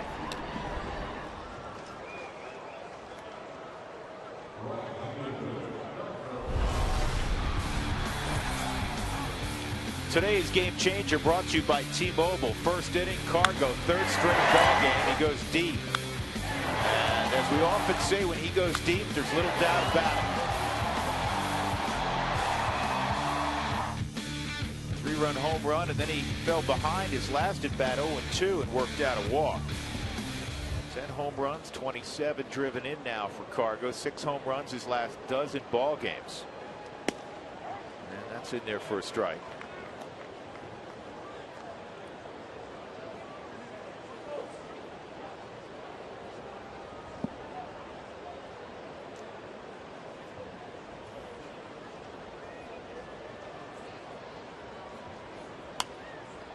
This is to short left, and it's going to hit just foul. Yeah, just foul by about 1.5 inches. You know, and David Hale, with the number of strikeouts that he had, 8 in the ball game, which is one shy of a career high, at 96 pitches. LaTroy Hawkins is now warming up in the Rockies bullpen. They'll try to get an inning out of LaTroy.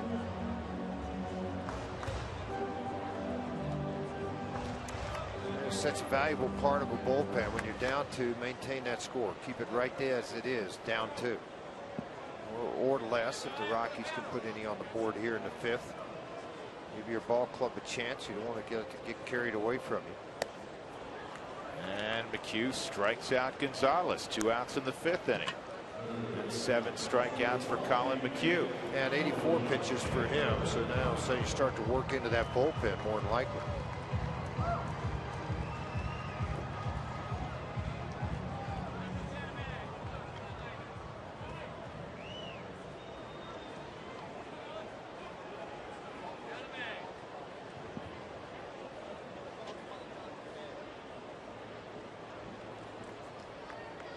Arenado, a fly ball to center and a strikeout swinging, and the breaking ball's in there for a strike.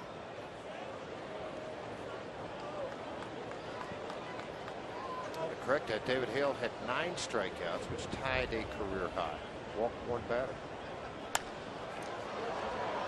In the air to right field, battling the sun is Springer. He sees it, he's got it, and the Rockies go all too quickly and all too quietly in the 5th inning. 5-3 Astros as we go to the 6th.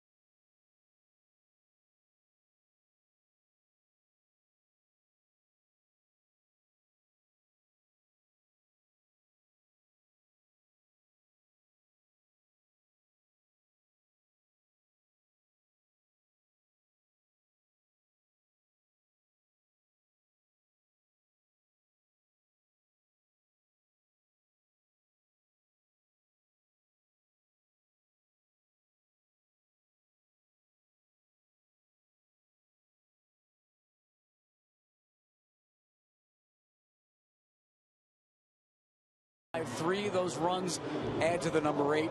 I want to talk about the number 7. Thanks for the help. The Craig Biggio jersey, because he's going into the Hall of Fame. Let's show you what Craig Biggio did against the Rockies in his career. 172 of his 3,060 hits. He hit 385 at Coors Field. And when you look at some of his other numbers, career hit number 3,000 against Aaron Cook, another Colorado connection. His first home run, guys, in 1988 came off of Hall of Famer Goose Gossage. He raked at Coors Field. And I was talking to Walt Weiss earlier today about Biggio, and he remembered in 1995 when the Astros re-signed him in the offseason, he almost came to Colorado. There were serious conversations. In about a 3-week span, he decided to stay with the Astros, one of the greatest Astros of all time, going to the Hall of Fame. Nice job. Thanks for the help. Well deserved. What a versatile player. What a tremendous player. A doubles machine. LaTroy Hawkins will take over here in the 6th inning. Marwin Gonzalez will be first. 5-3 Houston. David Hale goes 5 innings, allows 5 runs, all of them earned 10 hits, 1 walk. He struck out 9. This will be the 1,011th appearance of LaTroy Hawkins' career. He passes Roberto Hernandez for 13th on the all-time appearance list. Headed up by Jesse Orosco. Just saw Jesse's name and other artifacts all over the Hall of Fame in Cooperstown. Jesse appeared in 1,252 games. It's the all-time mark.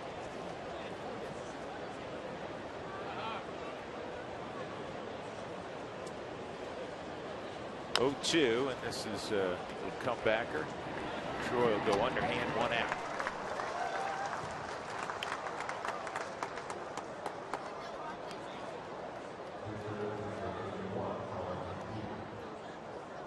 Colin McHugh will come up. The day after every Rockies victory, get 50% off your online order at Papa John's. The promo code's ROCKSWIN at papajohns.com.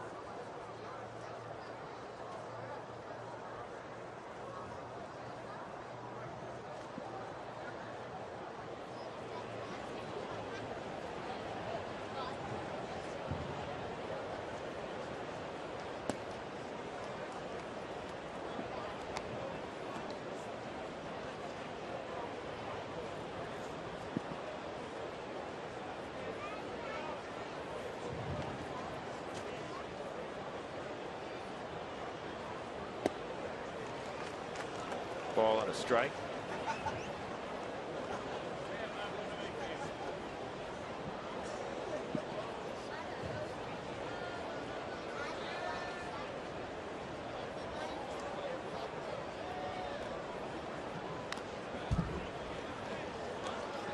Here's where LaTroy is on that all-time list. Some of the other names that he's approaching. Former George Frazier teammate Lee Smith. 1,022 games, along with Jose Mesa, who pitched briefly for the Rockies. Trevor Hoffman, 1,035 games. And McHugh's gone.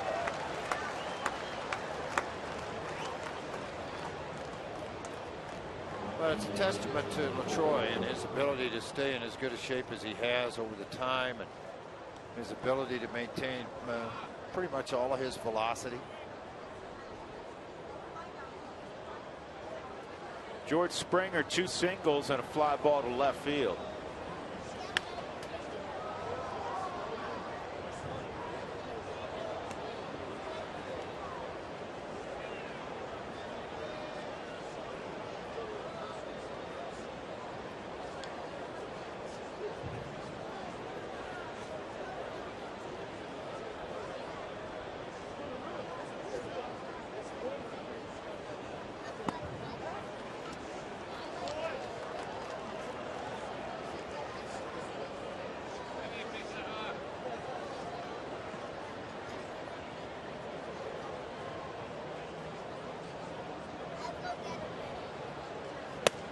One and two.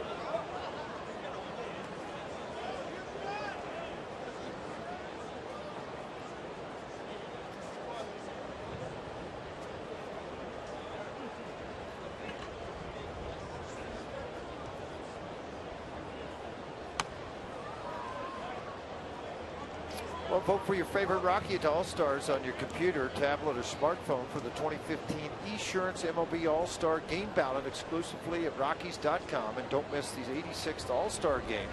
Coverage begins at 7 Eastern, 4 Pacific, Tuesday, July 14th.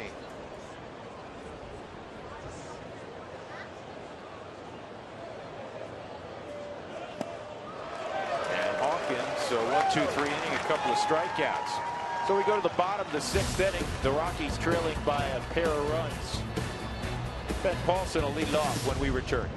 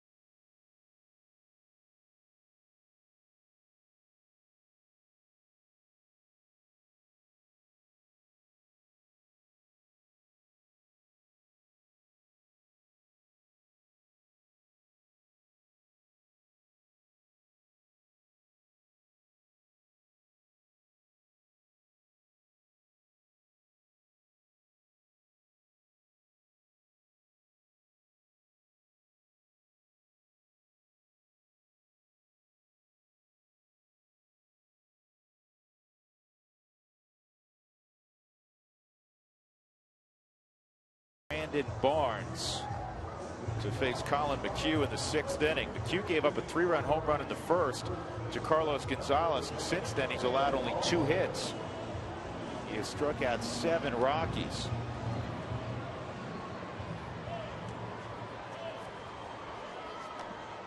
Well, he's going to work down here in the bottom half of the lineup. The right-hander for the Rockies warming up. Justin Miller, who threw last night. Miller threw last night in the ball game. Successful 1 inning.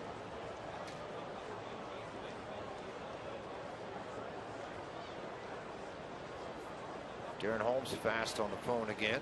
Shift back on for Ben Paulson.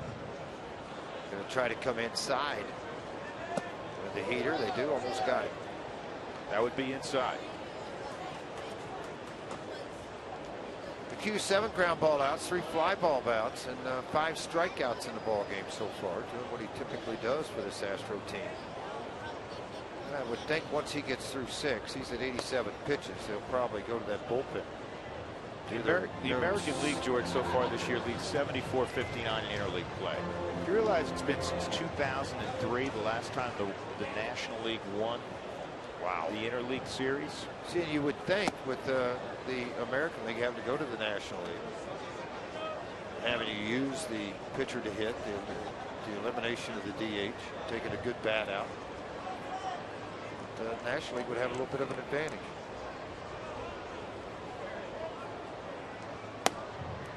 And the Rockies' troubles the last few years lost at an alarming rate to the American League. 14-46 over their last 60 games against the AL, including 17 of their last 19.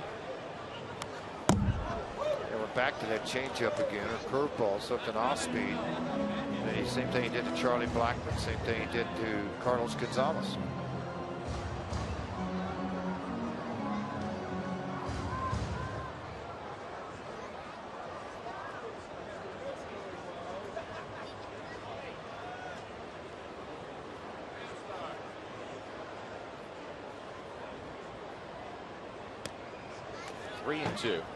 That was a little misread.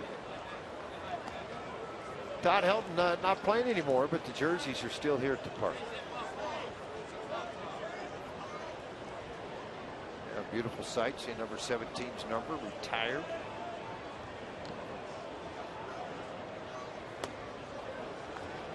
Well, McHugh's doing something that's fooling the Rockies. That's now 8 strikeouts. Part of it is a little bit of a quick arm action and everything coming out of the same area. And I think Brent Sprahm emphasized the fact that when you're ahead at 88 to 91, you're not going to be able to get a lot of guys trying to throw just fastballs. So they've gone slider. This slider backed up. But slider, they've gone curveball in the dirt, and changeup has become a little more prevalent as this game has gone along. He's walked 4, struck out 8. Q with 93 pitches, 62 strikes so far in the game.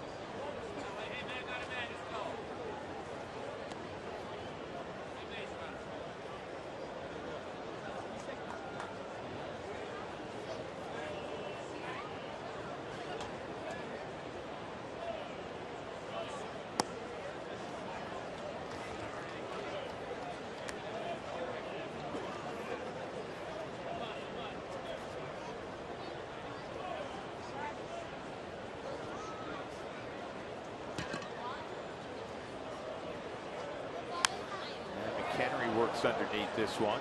Good luck on this one. High sky, hit a mile. Tucker's got it. Make the play. 2 outs, and that'll bring up Brandon Barnes.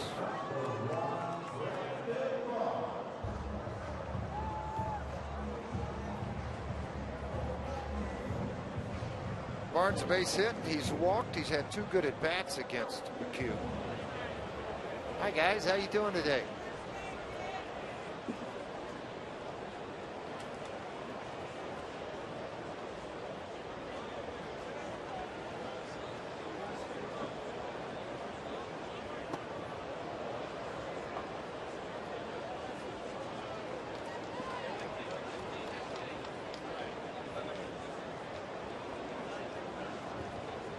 Like Sip, the left-hander, has started to throw down in the Astro bullpen.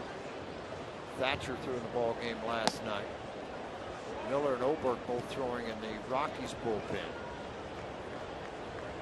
Miller if it stays 5-3, Oberg if it gets closer.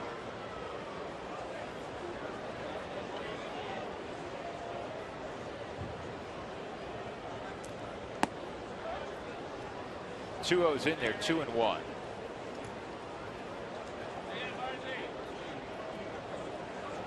Noah is in the on deck circle.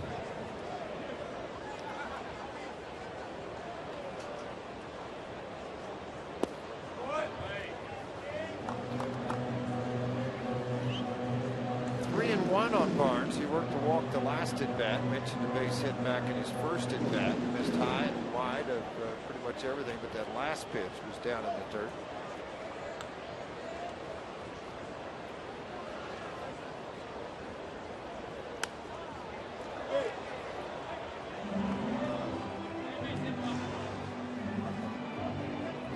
Rockies have 4 walks today, which is unusual. They had just 140 walks coming in, second fewest in baseball. Last year they had the 3rd fewest walks in baseball.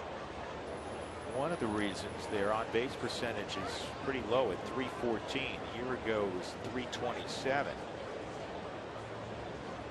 They're 12th in runs scored in baseball this year. Last year among the top 3. Logan Scott Oberg, and there's the 5th walk allowed by Colin McHugh. Again, he came in allowing just 1.8 walks per 9 innings. So the Rockies will get Rafael Noah up there.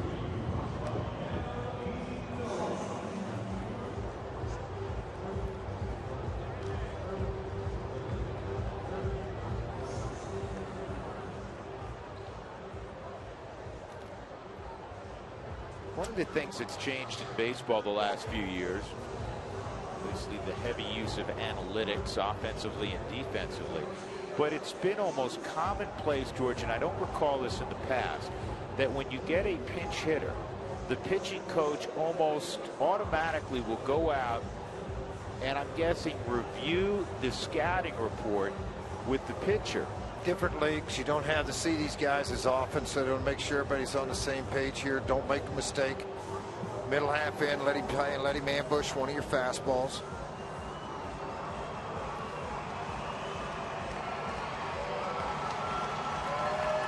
Hale had not walked more than 2 in a game this season.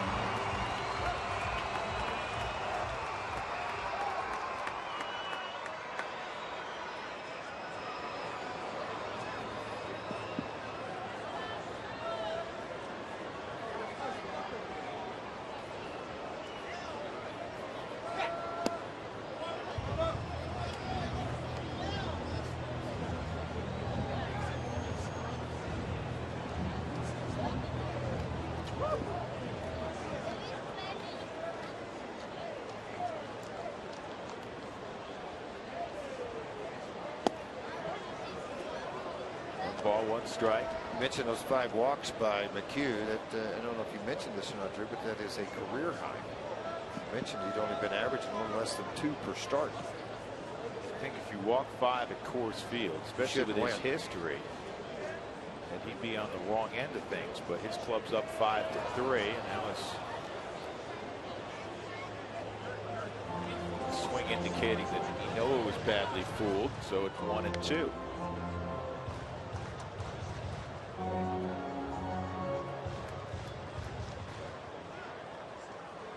All 4 of the hits for the Rockies came the first 3 innings. Got off to a great start. Double by Blackman, walk to LeMahieu, and then Cargo 2 hitters later hit a 3-run home run. It was 3-1 Rockies.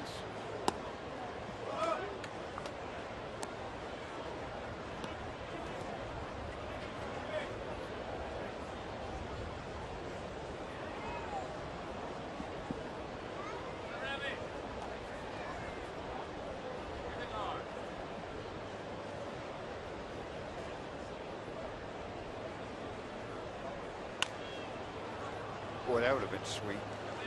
That stayed down that left field line, right? You got second, third at the worst. Might a little more.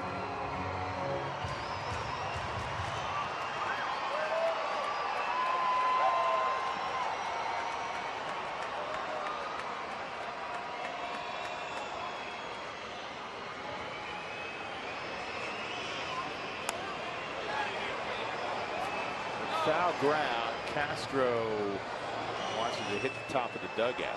Been a few other games here in the afternoon baseball today. Philadelphia over Baltimore 2-1. Arizona lost to the Angels, which are losing, I should say, 7-1. That ball game is in the 6th inning. St. Louis was walked off 2-1 in Minnesota. San Diego on top of Oakland 2-1. That ball game's in the 7th.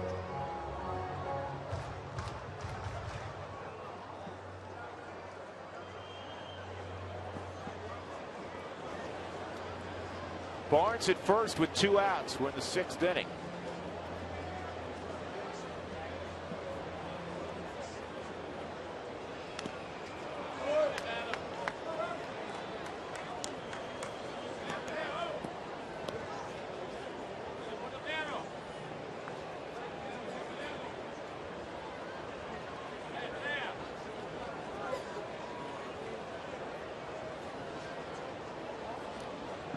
.110th pitch coming from McHugh on a 2-2 count with 2 outs here in the 6th.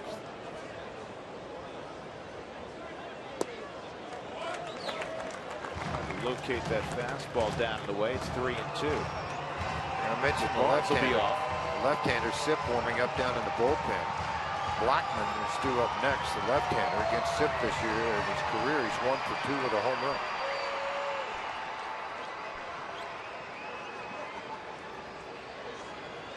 Season high for McHugh, 111 pitches. He'll tie it with the next offering on June 2nd. That was against Baltimore.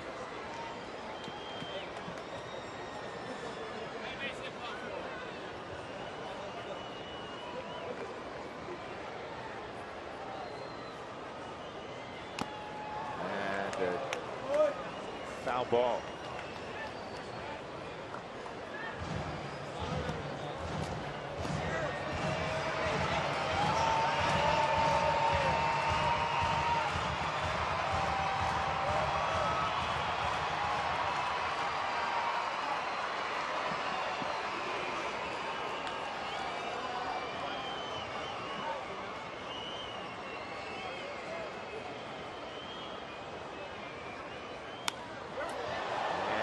in the air to center field. Marisnick is there, and he knows he's retired. So we'll move to the 7th inning. The Rockies trailing 5-3 at Coors Field on a Thursday afternoon.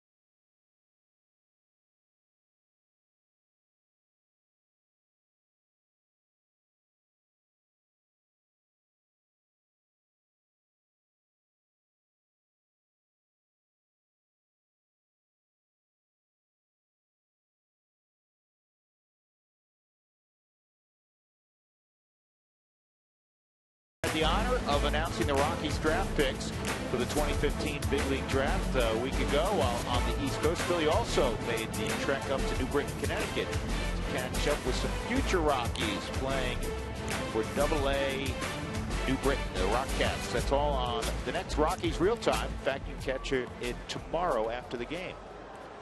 Look forward to that. Carlos Correa here in the 7th inning. Justin Miller, who made his Rockies debut yesterday. Scoreless inning. We'll have the baseball here in the 7th.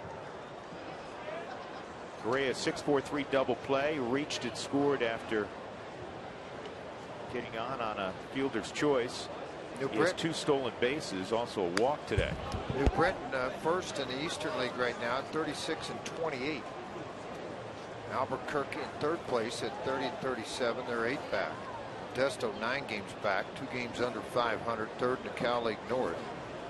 Asheville, who had one of the best records in all of baseball a year ago, 30-36, 5th in the Sally League in the Southern Division. And Boise and Grand Junction all kicks off tonight. That's down the 3rd base line, a fair ball. So Correa in the 2nd with a double and goes about a 1/3 of the way toward 3rd base and stops.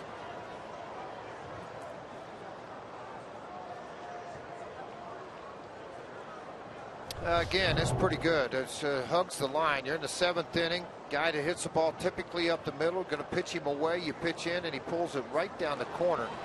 And then he's off to the races. Drew mentioned when he got to 2nd base, thought about it. Yeah, better not. Put the brakes on and head back. That's 11 hits now for Houston. And here is Preston Tucker. 3rd double for Correa since being called to the big leagues. Doesn't look like he's going to need a refresher course, George. Head back down.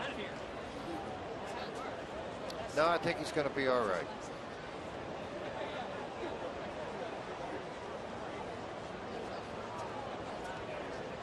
He's already swiped 3rd once. The Rockies have the shift on. Arenado has to stay within about 20-25 feet of that bag. And Tulowitzki will try to keep Correa close.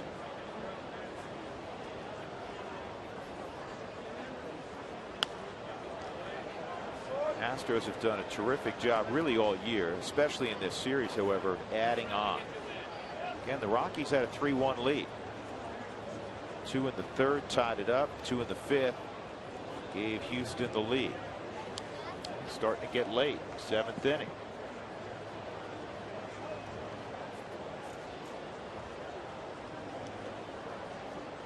Correa had 54 stolen bases in just 282 minor league games.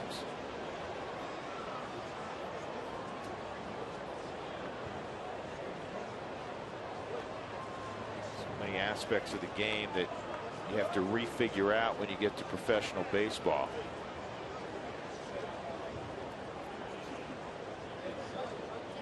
There's a lot more than just swinging the bat, catching the baseball, throwing the baseball that you got to figure out. Becoming a professional is one of those.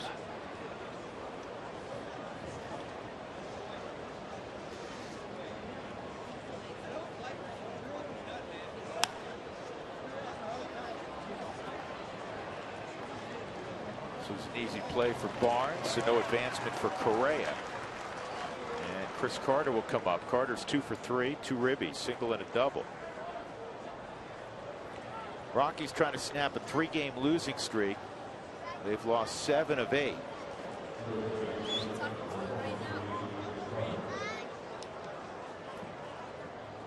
First 10,000 fans through the gates on Saturday, June 20th. They're going to receive a drink tumbler sponsored by King Soopers. Pretty cool right here. I like that. See, it's nice. Drew, be able to have your CR energy. Yeah, they got the. Obviously, got King Soopers on the backside. CR purple. It's got the closed down lid so you won't spill while you're driving in your car. Perfect. I gave mine to Dougie so Elizabeth could have it in the car while she rode in the car seat. Elizabeth just turned 1, Doug's daughter. Yeah.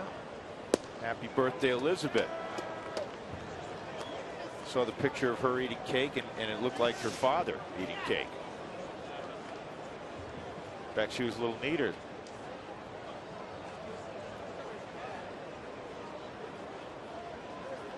One strike on big Chris Carter.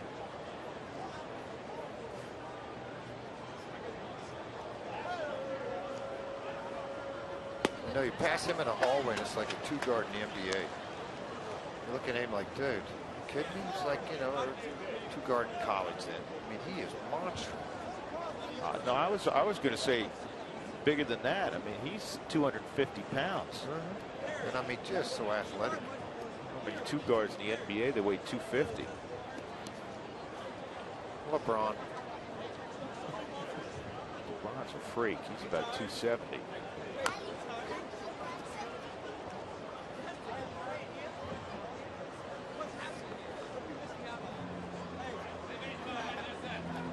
Miller, the third pitcher used for the Rockies. Hale went 5 innings, 5 runs on 10 hits. LaTroy Hawkins, a clean 6th inning, struck out a couple of hitters. Rockies left the top of the order in the bottom of the 7th. Chris Carter's in a personal race with Giancarlo Stanton in a category you want to finish second.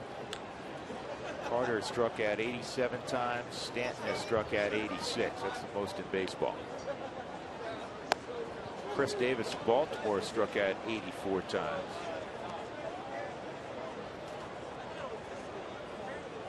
He's having a tough year, and he's a really good player. Shows you how difficult this game is. Ian Desmond made his 15th error last night. He has struck out 78 times. He's hitting below 230. Isn't it his walk year, free agent year? Some guys handle that a lot differently. Yeah.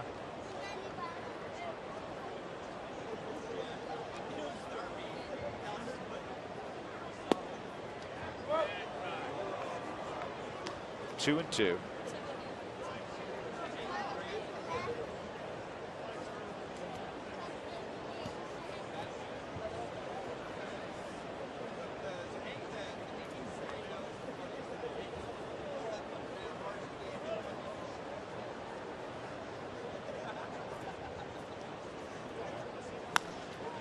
This is pulled down the line, and it's going to hook foul.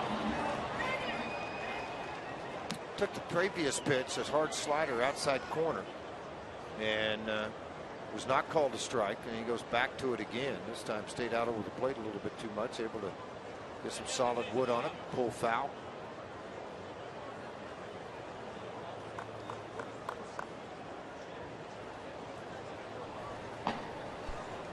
Boone Logan, the left-hander, has been warming up.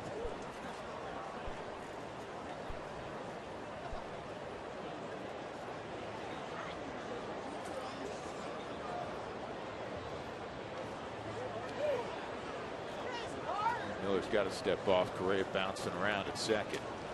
Well, a lot of that is takes the attention off the hitter, and you start thinking about him out at second base. You sometimes hang the pitch, maybe make a pitch that's not correct.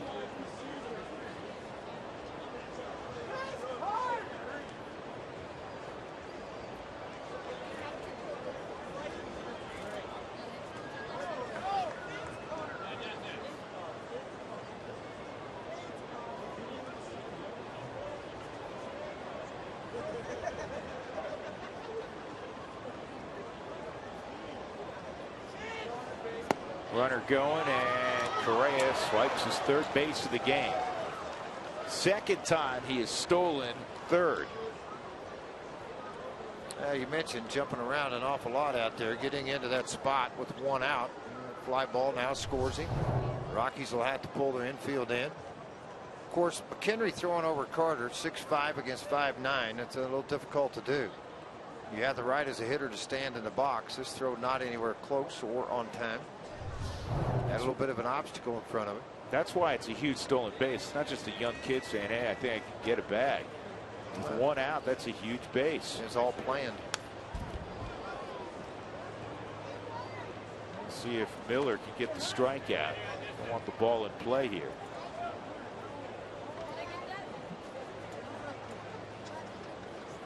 One out, the Rockies trailing by 2 in the top of the 7th. Yeah, frustrating too, because he's made some nasty pitches that Carter's been able to foul off. Houston with 56 stolen bases, the most in the American League. Slider, strike 3. Well executed by Miller.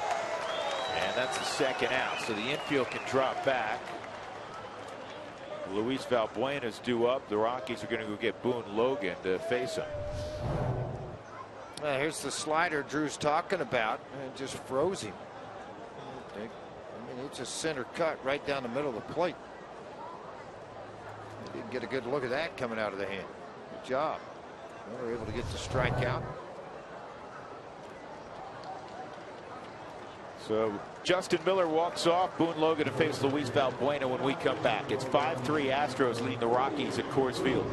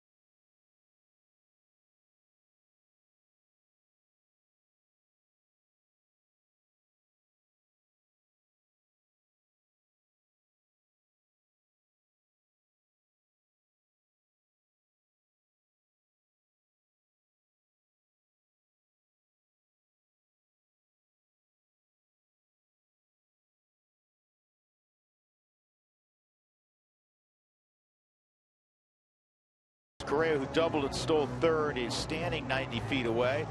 And Boone Logan will try to get the left-handed hitting third baseman for Houston, Luis Valbuena. 2 strikeouts, a base hit today for Valbuena. Those at-bats came against the Rockies starter David Hale. 0.97 versus left-hander, so that's on Logan into the ball game. Left-handers hitting 0.97 against Boone. But the one thing about it, with runners in scoring position versus left-hander, he's hitting 500. Figure that out. 3 for 6, bearing down a little bit.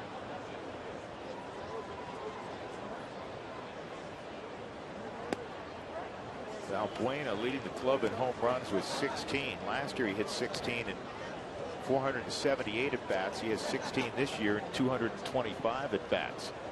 Came in the Dexter Fowler trade.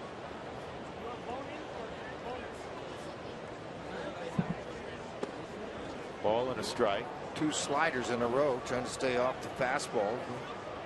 If he's going to hook it somewhere, it's going to have to be on something off speed.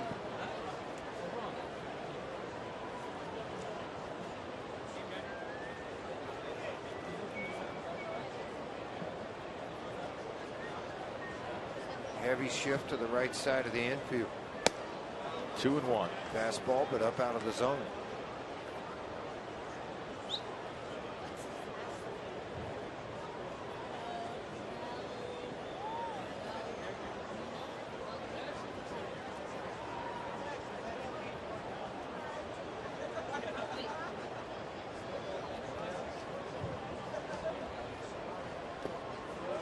Two and two. Still, Tony, the SIP is still loosening down in the bullpen for the Houston Astros. It's all there for Charlie Blackman. 5-3 lead. Oberg is throwing in the Rockies bullpen. He was just a minute ago.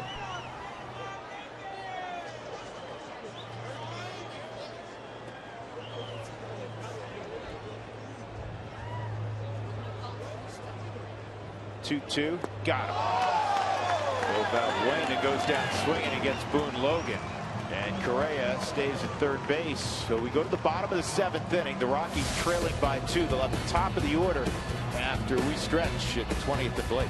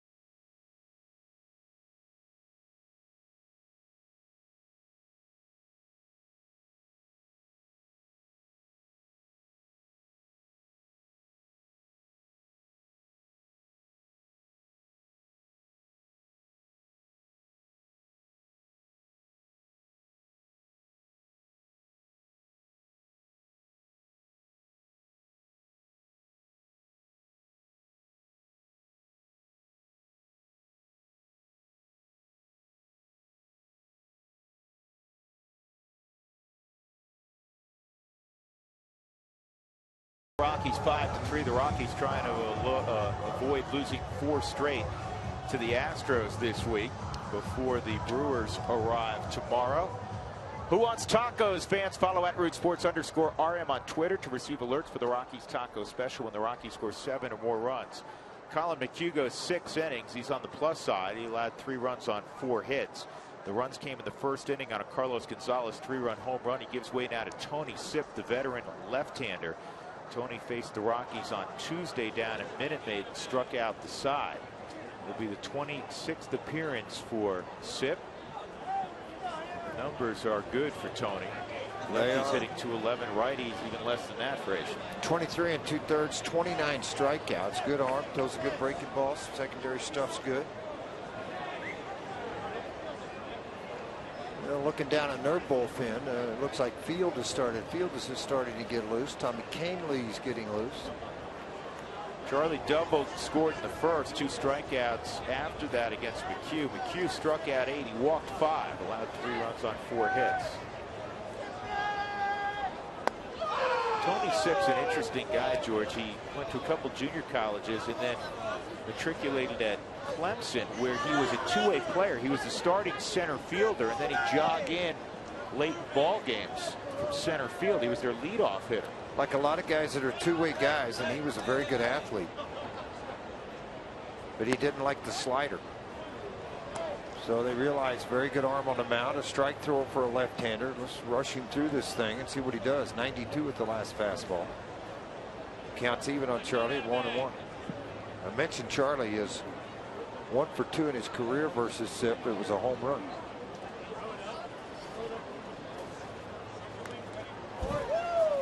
1-2 on Charlie. So how old is Sip, right? Sip's 31. Paulson remembers it. And Charlie's what? 28, 29?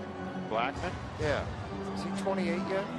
20. I just wondered if maybe they kind of hooked up a little bit in college, you know, Georgia Tech, Clemson. Well, I know that Ben Paulson remembers Sip at Clemson, but Ben's younger than Tony.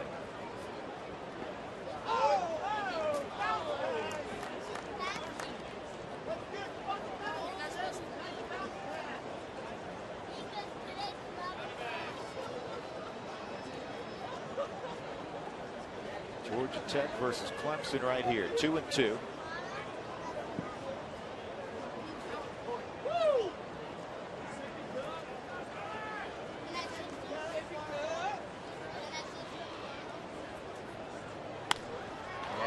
Line to left, but it's right at Preston Tucker.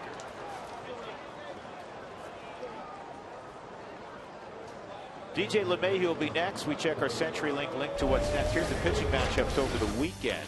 Tyler Youngman, a well thought of Milwaukee Brewer pitching prospect, will go tomorrow against De La Rosa. Jorge will be in search of career win number 74. Kyle Loesch will go against Chad Bettis Saturday and Sunday afternoon. It's Matt Garza, who has struggled this year, against Chris Russin. Note that Saturday's also a day game. We'll be on the air on Root Sports with a pregame show at 1:30. DJ 0 for 2. Walked in the first and scored. You know what's happening Saturday night, don't you? You're going with me, too. Where are we going? I bought you a ticket. Did you? Yeah, to Miss Colorado. Really? Uh-huh. Well, I'm sure it'll be a great event. I know. Jake's got a game. You need to be there. You need to be out watching the kids play some baseball, but I'm looking forward to going. You know, I can do this on the air. I've done it quite a bit off the air, but congratulations to Georgia Frazier. Georgia, Miss Oklahoma, going to the Miss America pageant headed later on this year in Atlantic City. I told her, she goes, you always make baseball references. I said, yeah, well, you're going to the World Series, so tune it up. She doesn't need any help to tune it up from here. She'll be in town tomorrow, actually, coming by, going to the Miss Colorado pageant tomorrow. I'm looking forward. Been there a couple of times. Well, she's doing great. We're really proud of her, George. That is quite an honor.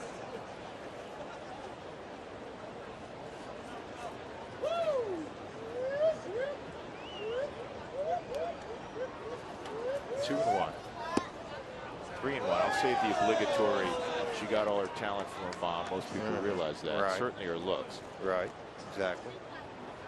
Oberg Canley for the Rockies, Fields for the Astros.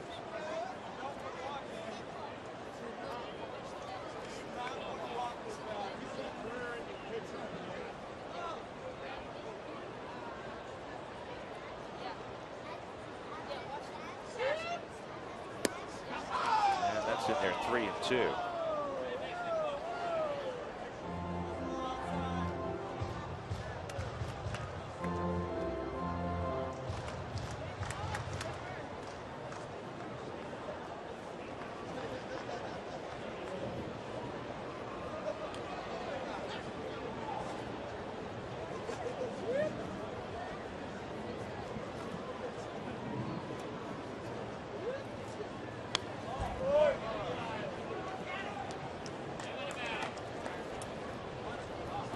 One out, Tulowitzki on deck.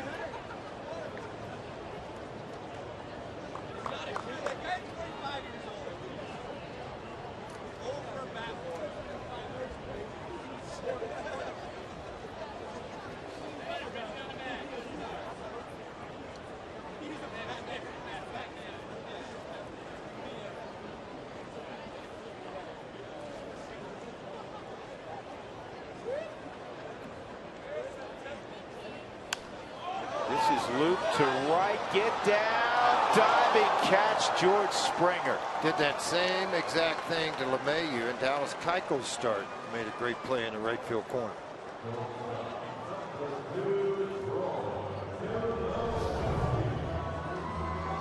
It's all about getting a break and a read on the baseball. Much different night versus day, and Springer makes another good play. Highlight reel seems like every game with George. All that brought to you by the Subaru Supermo with those great looks.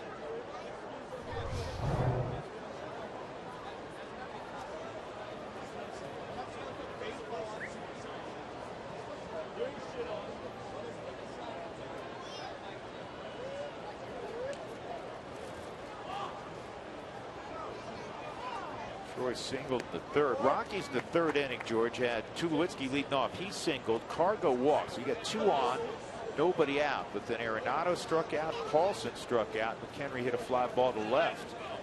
A promising inning turned south quickly. And at that point in time, it was a 3-3 game. Rockies trail 5-3 now, trying to snap a 4-game losing streak.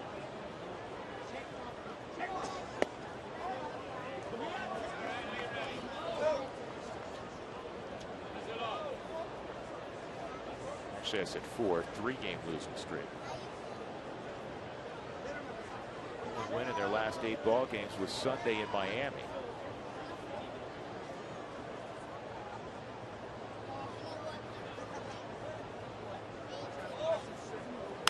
And this one is lined to center field, a base hit.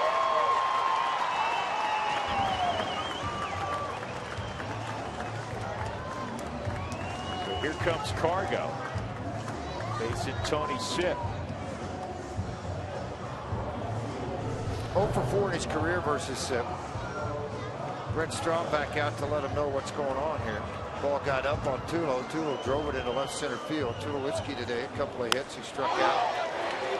This ball smoked into left field. So I'm going to allow you to play the role of Brett Strom right now. Okay. You got a left-handed hitter up. He's got a lot of pop. Got a big long swing. What else is he telling him? I'm not telling him any of that. I mean, Tony Sipp's I'm not saying any of that to him. Well, he's going over the scouting report. I mean, Tony Sipp's 31. Cargo's been in the game a long time. No, he's going out there probably going to say, listen, you're in altitude. Make sure you get fingers on the slider. Let's keep this thing away from him. Don't leave nothing in the middle of the plate. Let's not flatten it out. Get it down. But you know what? He knows he's got a lot of pop. He knows he could hit it along. You know, if they walk out and they go, now listen, this guy's got a lot of pop, and you look at him and go, really? Seriously? Think I don't read the paper? You don't think I know who that is? Fields throws hard. He's the right-hander sitting out there to get Arenado if they're not able to get Cargo. Biggest thing you go out and tell him right now, don't make a mistake here. Let's go make him get your pitch. And I know you didn't like that. You always wanted positive thoughts. Yeah, I did too. I don't want to hear nothing negative out of you. If you got something negative to say, stay in the dugout. I don't want to hear it. So here we go. Cargo with 2 outs. The tying run at the plate. A 3-run home run in the first. A walk and a strikeout.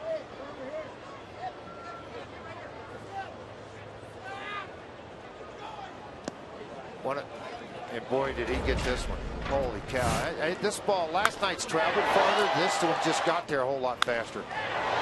Yeah, he smoked that thing. One of the worst mound visits, true, I ever had was Jim Fry. He brought me in the ball game. All right, you got first and second. You got 1 out. Let's flip the double play and get out of here. I go, okay, but the bases are loaded. There's no outs. Just going back to the dugout.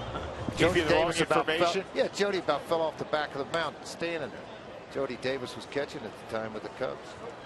He missed a batter. He missed an out.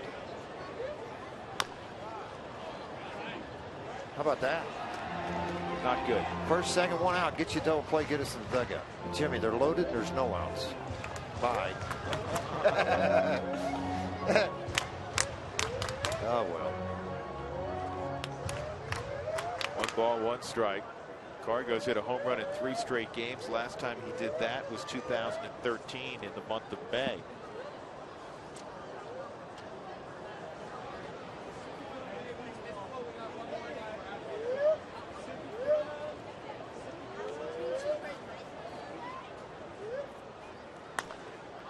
And a bouncing ball to second. Rockies done in their half of the 7th. As we go to the 8th, it remains the Astros in front 5-3.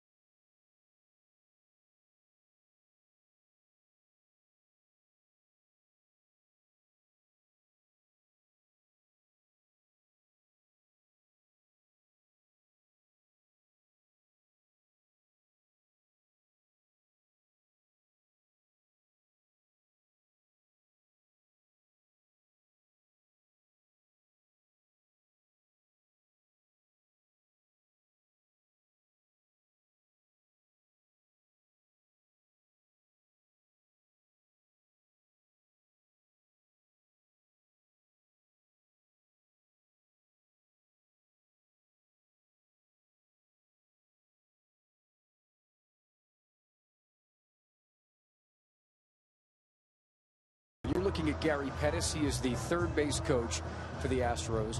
If you go back to the Rangers from 1990 to 91, Bobby Valentine's team had their primary shortstop as Jeff Houston and their primary center fielder as one Gary Pettis. This is a photo circa 1990-91 of Jeff and Gary with their better halves, their wives. And this is a classic photo as you take a look at that. Huey, we appreciate you giving us that photo for use. Well, I'm not sure my wife appreciates it because she hasn't seen it yet. She's seen the picture, but she hasn't seen this live, so I don't think she's going to like it. Do you know what? Hold on a second. I got to jump in here. That is not Jeff. That's actually Cody Houston. That is you. That is Cody now. Oh, yeah, that's what I keep hearing, that it's my kids, but it was a fun time. It was at a function for the Rangers. It's a fair ball down the line. That's a double to lead up. What did Pettis say to you when you showed it to him? Oh, he just started laughing. He said, man, that was some bad hair. That's some good stuff, though. Thanks for letting us use that, Jeff. All right. Guys. All right, thanks very much. There's Gary on the third base coaching lines, and that's a leadoff double for Jason Castro against Boone Logan. Excuse me, against Scott Oberg. Correct that. Scott making his 26th appearance. Jake Marisnick 1 for 3, singled back in the second inning.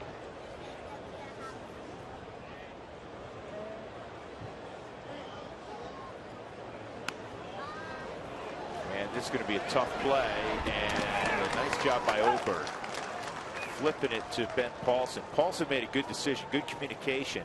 He went to field it. I don't know if DJ would have been able to get there. Oberg called him off, and they get the out on Marisnick. It's a sac bunt. And it's a really good play by Marisnick because you have really a two-way go there. At worst, you're going to move the runner up 90 feet. At best, to where he bunted it, you could have a first and third situation with his wheels. So that'll bring up Marwin Gonzalez.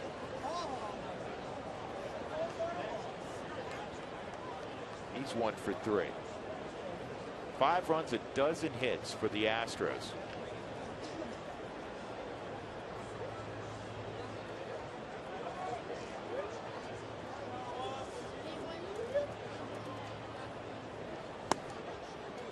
Astros came into this ball game averaging better than 7 runs a game in the first 3. I used this word earlier, George, this offense is relentless. Unbelievable, isn't it? Pat Neshek is up for Houston. He's been handling the 8th inning. Pitched very effectively last night in the ball game.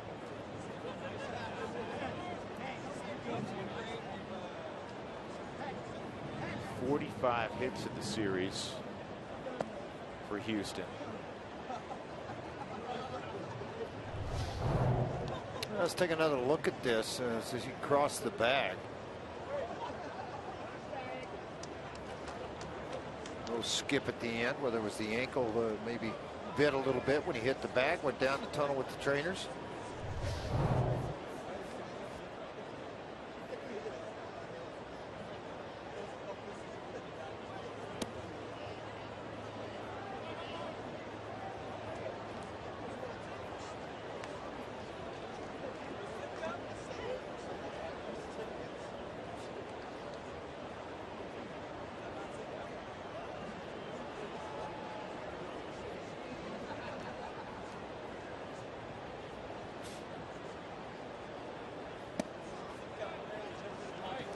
Four-pitch walk.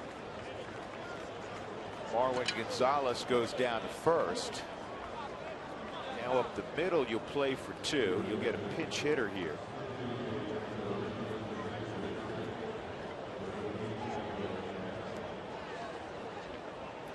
Hey, the first 10,000 through the gates this Sundays, they're going to receive a Father's Day baseball cap, all sponsored by Coca-Cola. We showed it to you yesterday. I took it home, so I can't show it to you today. I hung on to it. It's a great hat, by the way. So be one of those first 10,000 to get through the gates and get the Father's Day hat. It's all sponsored by Coca-Cola. Domingo Santana is the pinch hitter. His first big league start on Tuesday, went 1 for 3. Stole a base. A lot of things happened that day for him. Yeah. He's played very, very well at Round Rock. Or excuse me, Fresno in their AAA ball club. He was called up. Kobe Rasmus went on the bereavement list. Rasmus hit that huge 3-run home run on Monday.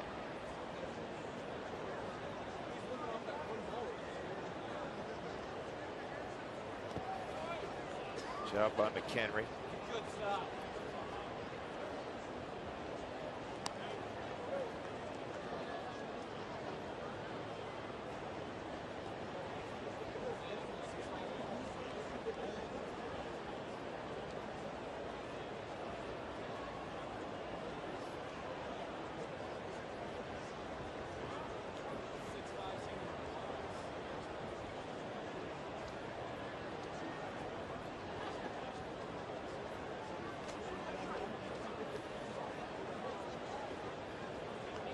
Oberg with a 1-1 count on Domingo Santana.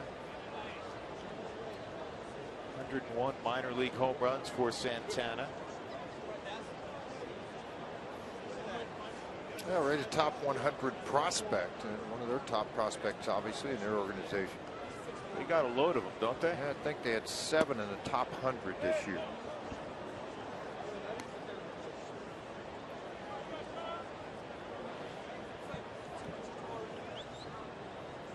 Some of that ratings by different agencies based upon what you signed for, what round you were drafted in. Not necessarily early on in your career, what you accomplished on the field. Ball's hit well. Ball is hit well to right center field, and it is gone. Domingo Santana with his first major league home run. And it's a 3-run shot, and the Rockies' deficit is now a half dozen. Excuse me, it's now 5. Similar to last night's ball game, they put 2 up on the board in the 9th inning off of Axford. Now they do it here against Oberg, 3 on the board to make it an 8-3 ball game. First home run of his career. A lot of smiles on his face, not many on Rockies fan. A slider that just flattened out and stayed up. Very strong guy. You can see that upper body swing on a slider that stayed in the middle of the plate. It carried. All Carlos could do was watch as they went into the Rockies bullpen and make it an 8-3 ball game. The Rockies have been out hit today, 13-5. That's 2 games in a row where the Rockies have given up a home run late to produce a large deficit. I mean, last night they were down, and then the 2-run home run by Chris Carter made it 8-3, a 5-run game. Cargo would hit the home run to make it 8-4 in the bottom of the 9th. But you know, the Rockies are down 5-3. They have 6 outs to work with offensively. It's a whole different feeling than being down by 5. I just feel like at the time when you're down 2, and you're right, Drew, down 2. A guy gets on in this ballpark, one swing, got a tie ball game, momentum switch, everything goes your side. Not quite the deal here. Another multi-home run game for the Astros. They're 26-0 and they hit more than 2 in a game, or 2 or more in a game. They're 25-3 when Springer scores a run in the game. Oberg this year has allowed 26 hits, 8 of those, almost 25% have been home runs. Well, characteristic for him, based upon what his minor league numbers tell you.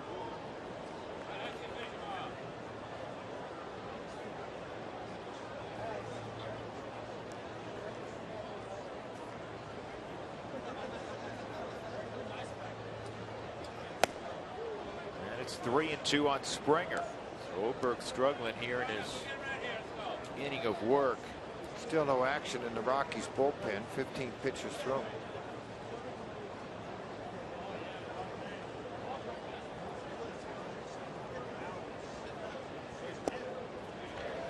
And Scott strikes out Springer in a battle of 2 guys who were roommates at UConn. It'd be a grin from Springer when he looked out there at Oberg.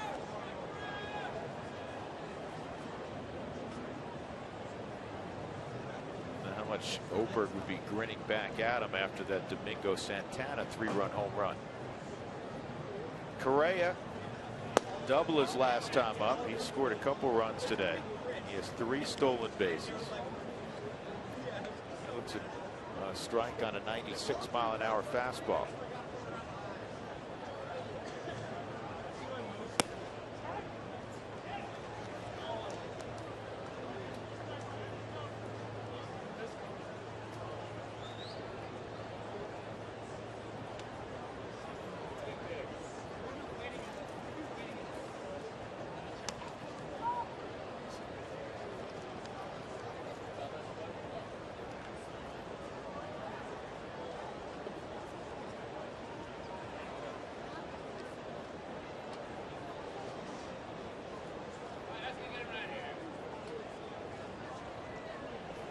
One, two.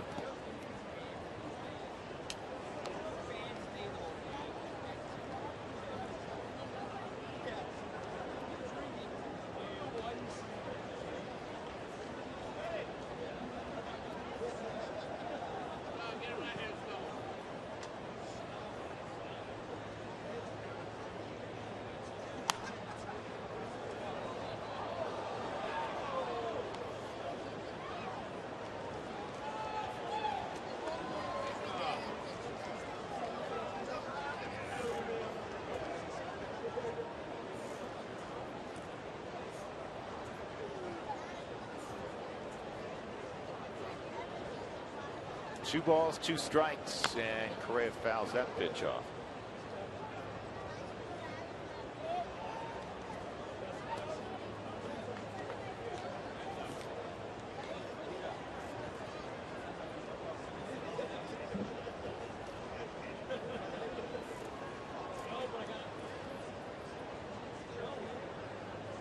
Crowd at 30,770 on a Thursday afternoon. It feels like Saturday.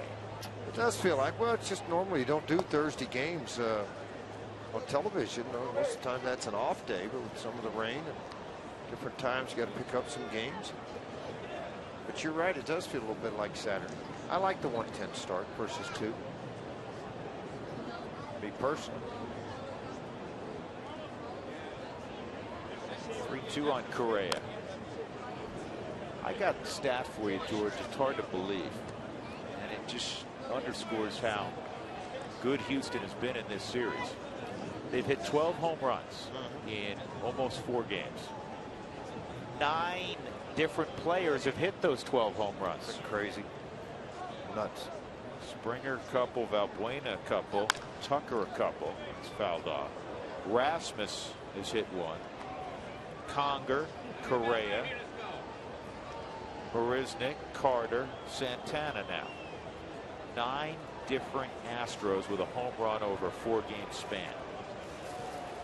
You're averaging 3 home runs a game. Oberg strikes out Correa to end the inning, but a 3-run home run, first of his career by the pinch hitter Domingo Santana, has put Houston up by 5.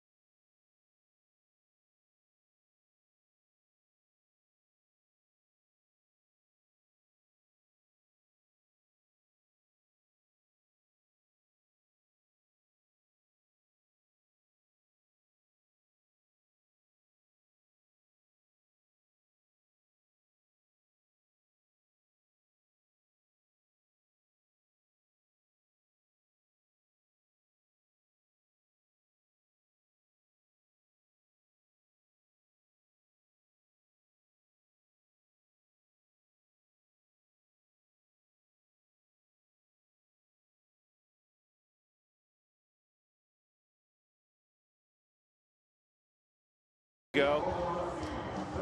And he just hit a 3-run home run. He gets to stay in the baseball game. George Springer moves from right to center, and Pat Neshek will come in and pitch the 8th inning for Houston.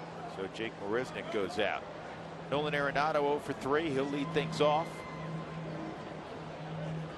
Rockies have seen Neshek plenty in this series. It's his 3rd appearance in the series.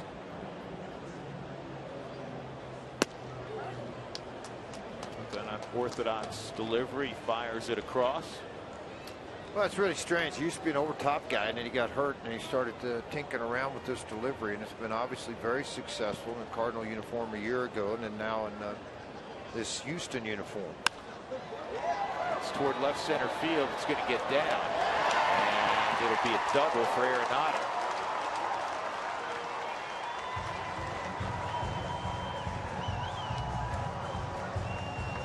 .15 double for Nolan. I just keep adding to those all-star type totals that he has so far this season. The home runs, the extra base hits with this double slider just faded back to the middle. Nolan kept the head on it, drove it, and took off into center field. Springer taking over at center field, got a hold of the baseball. In the exchange, he dropped it. No chance for Nolan to get to third. No reason to try.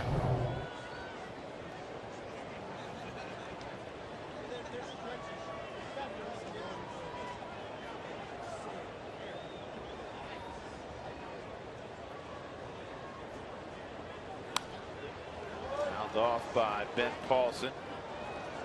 Paulson a walk and a couple of strikeouts.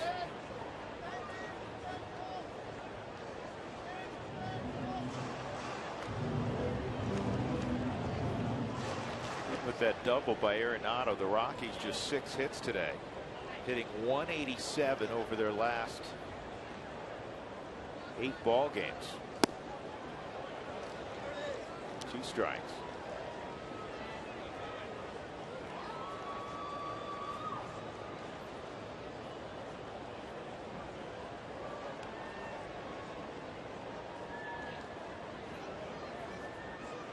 Well, see what he tries to do here. If he tries to bounce something inside on that slider to Polson.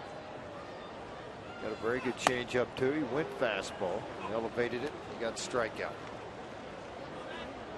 9 strikeouts for the Rockies this afternoon. And McHenry will come up.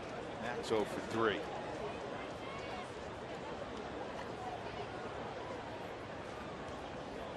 Game's cruel right now to the Rockies. They're in a funk after a 2.5-week stretch where they seem revitalized and playing good baseball.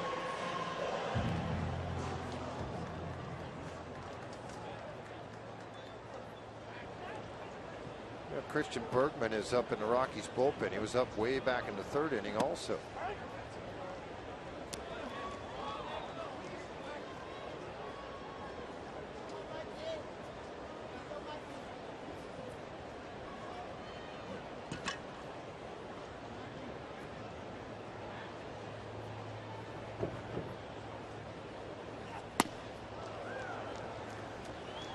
It's 0-2 on McHenry.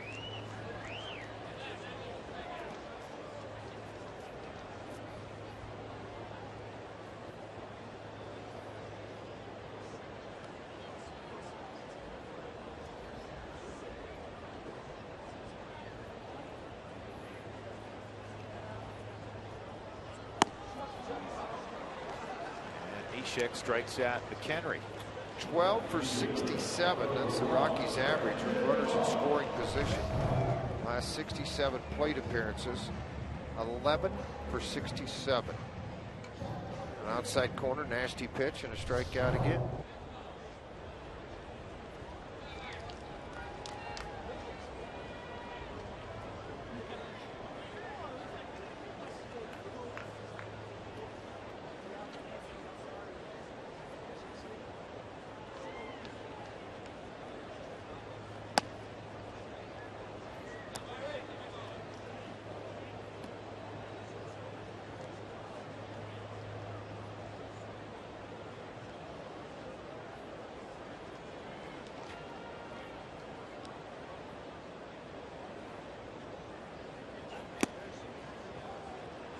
Ball and a strike on Brandon Barnes. Brandon's reached 3 times today, a hit, 2 walks.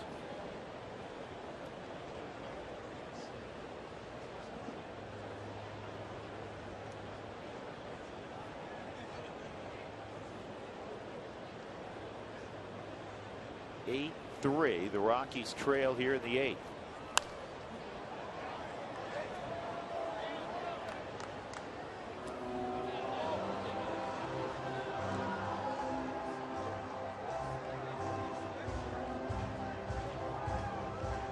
Barnes can reach. Willian Rosario's got a bat. He's in the on-deck circle. Rockies, when facing teams above 500 this year, at 500 or above, 11-21. They're 17-16 against teams below 500. It's about the Astros. They've been great in interleague. They're 6-1 this year in interleague play. Actually 7-1 in interleague play after their win last night. Last year they won only 5 games against the National League.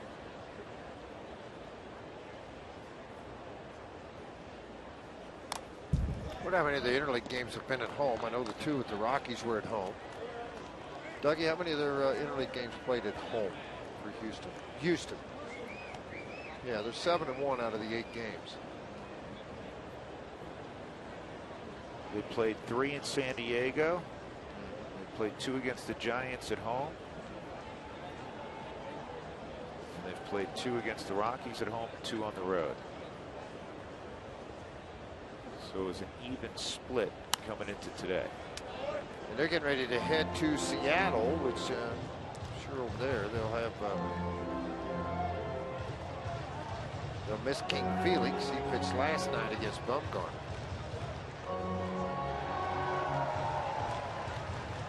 San Diego now on top of Oakland, 3-1, 9th inning.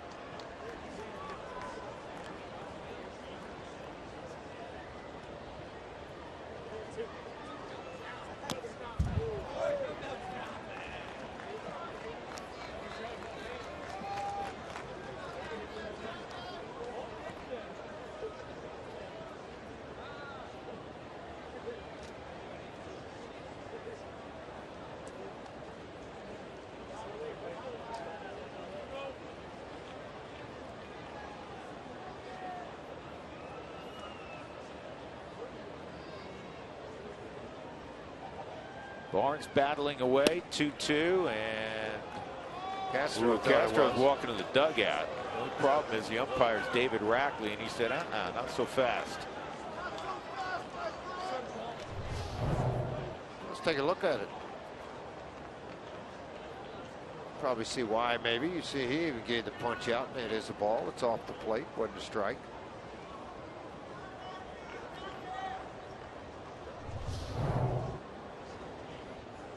Arenado leadoff double. He's still at second. They're 2 outs.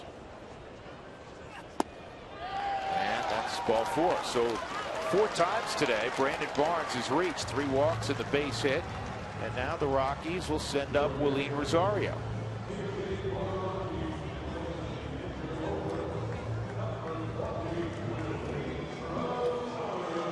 Rosario in his career is 1 for 2 against Neshek, so he's got a chance here. Get something up, get a little flight on the baseball. Pinch hitting this year, 5 for 11, a home run, a couple of RBIs, .455 average.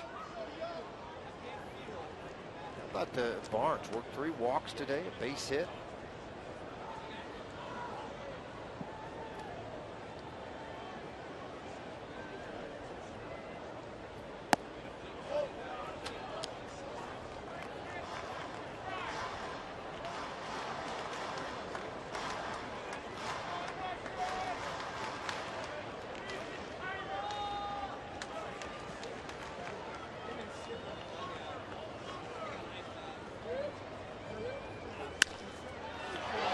Base hit. That'll get Nolan Arenado home. And it's 8-4. Going first to third, Brandon Barnes. Pinch single to drive in a run for Rosario. Another base hit, now 6 for 12, 500 as a pinch hitter. Add to the RBI totals to go with it. Hey, wondered Neshek a little upset with a walk to Barnes. Thought he threw 2 pitches in a row that were strikes.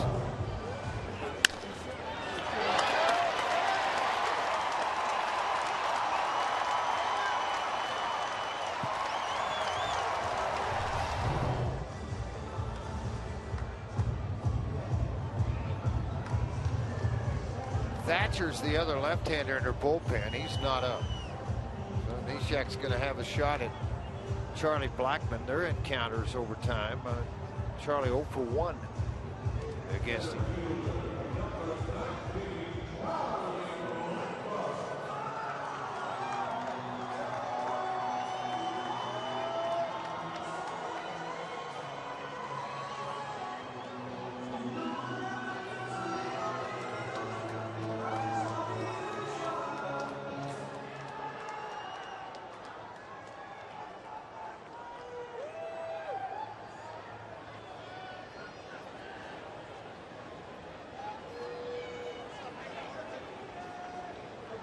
Blackmon, a double and 4 trips, steps up against Neshek.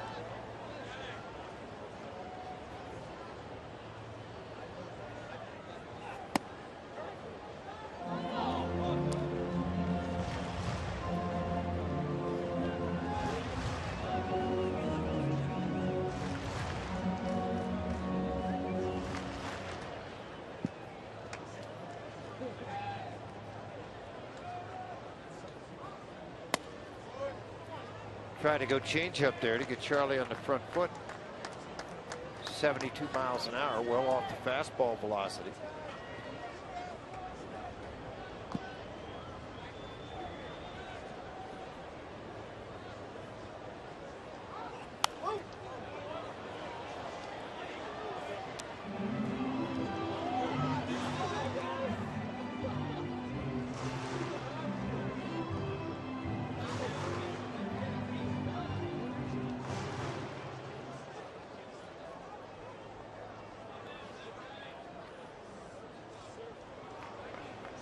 We have word as why Marisnik left hamstring discomfort. That's why he came out. That's why Altuve's sitting out right now. Canely and Berkman both throwing in the Rockies bullpen. If the Rockies get it within 1, probably going to be Canely to come in the ball game. If not, Berkman will come in to pitch the top of the 9th inning. Fields, the right-hander, is warming up down in the bullpen for the Astros. Second time he's been up. is in the air to left center field, and Preston Tucker makes the catch. So the Rockies get a run back. Arenado scores on the base hit by the pinch hitter Rosario. 8-4 as we go to the ninth.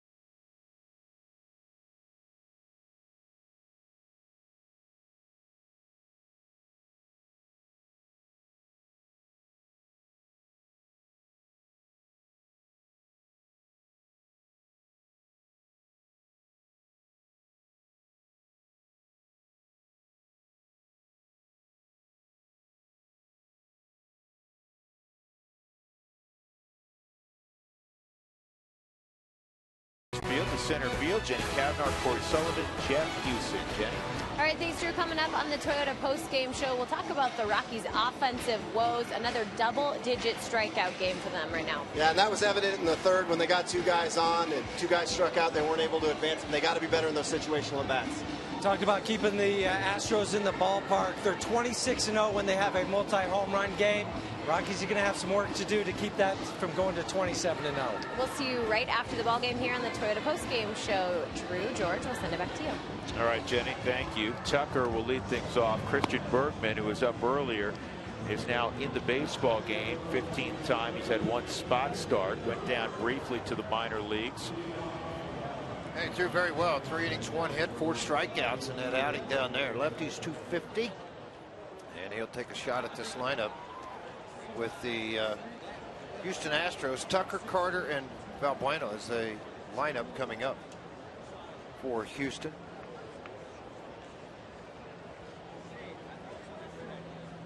Preston Tucker's driven in 3, a home run, an RBI ground out, a double, a drive, and a run. 2 for 4. A.J. Hinch's club playing outstanding baseball. It's not just the offense. I mean, that's the thing that jumps out at you because of the number of home runs, but they're 4th in the American League overall in staff ERA at 3.64 coming in. Their bullpen ERA at 2.61 is 2nd coming in the American League. And get this, they average almost 4.5 strikeouts to every 1 walk, which is the best in baseball by a wide margin.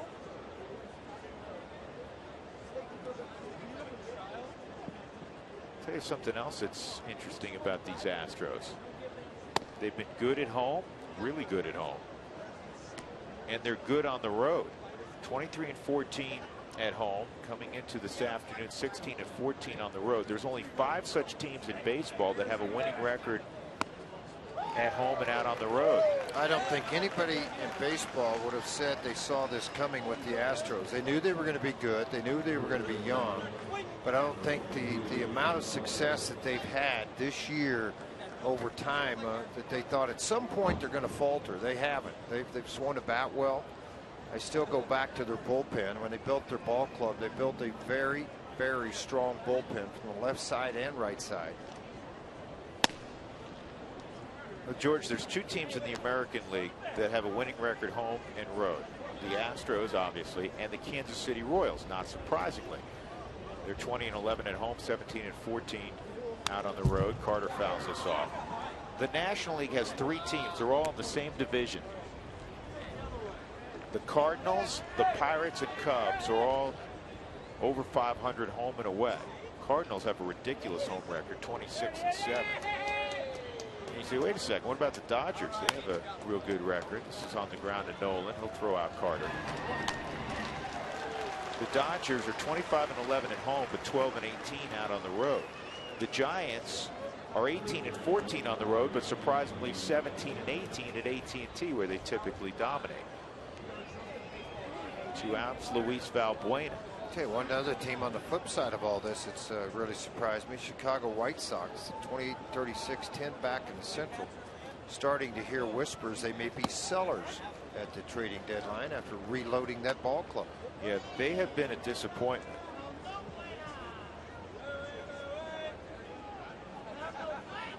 Lost 6 consecutive games. That's not a good swing by Valbuena. 0-2. Rockies in the 9th inning. We'll have LeMahieu, Tulowitzki, and Gonzalez. They'll need a lot of help beyond that. Down by 4.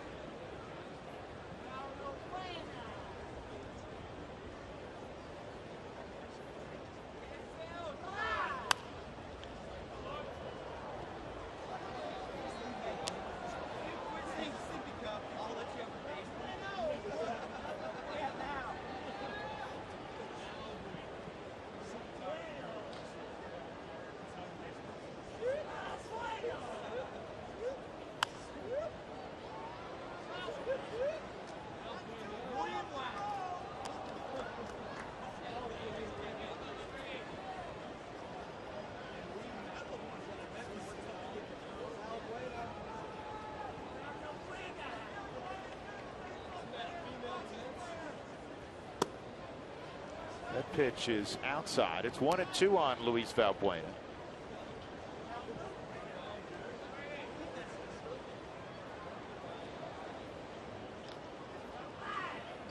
And the strikeout of Valbuena. Good inning for Bergman. 2 punch outs in the frame. So we go to the bottom of the 9th. The Rockies trailing 8-4.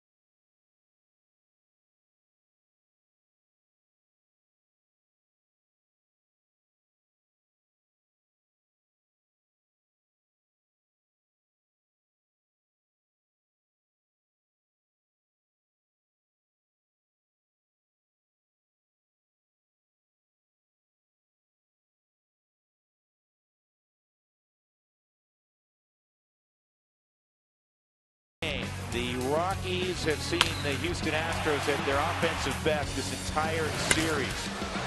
Go back to that home run they saw early on Monday, and it's been an onslaught ever since. 9 different players with a home run. 12 in all. Well, the shocking thing to me is today the Astros have struck out 17 times in this ball game. That is incredible. You strike out 17 times and you have an 8-4 lead. Ties a club record. But that was in a 22-inning game. Wow. Josh Fields will handle the 9th inning. DJ will lead things off. 0 for 3 and a walk for LeMahieu. The Rockies have been limited to 4 runs on 7 hits.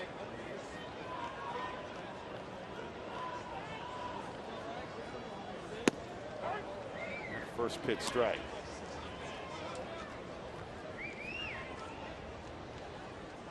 Kobe Rasmus hit that 3-run home run in the first inning on Monday.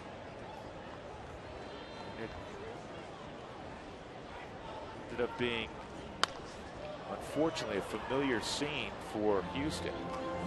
Guys trotting around the bases right and left. They now have hit 97 home runs. And for the Astros, this is game number 68.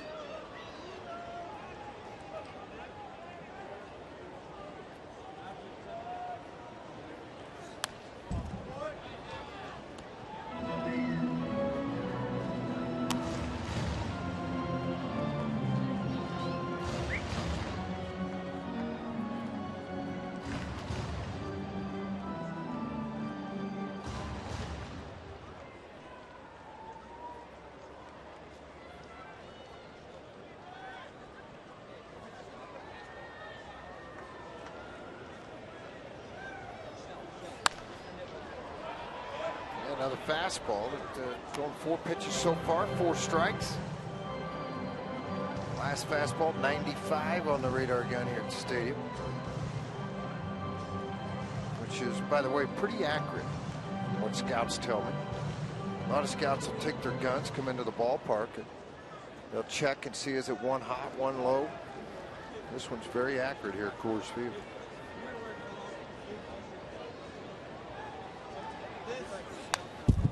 Swing again by LeMahieu.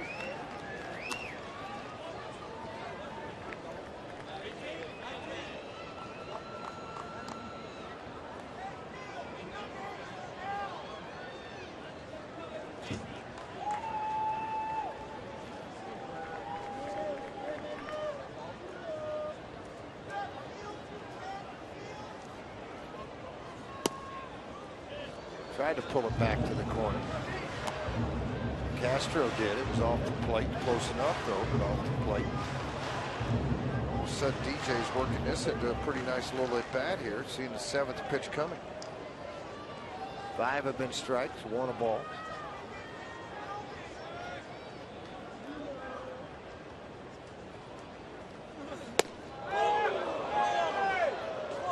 DJ held up, 2-2. Fastball boring in on him. 95 miles an hour. They tried to elevate to come in on the hands. DJ started to commit, able to lock everything down, and basically rolled the ankle, decided to go back.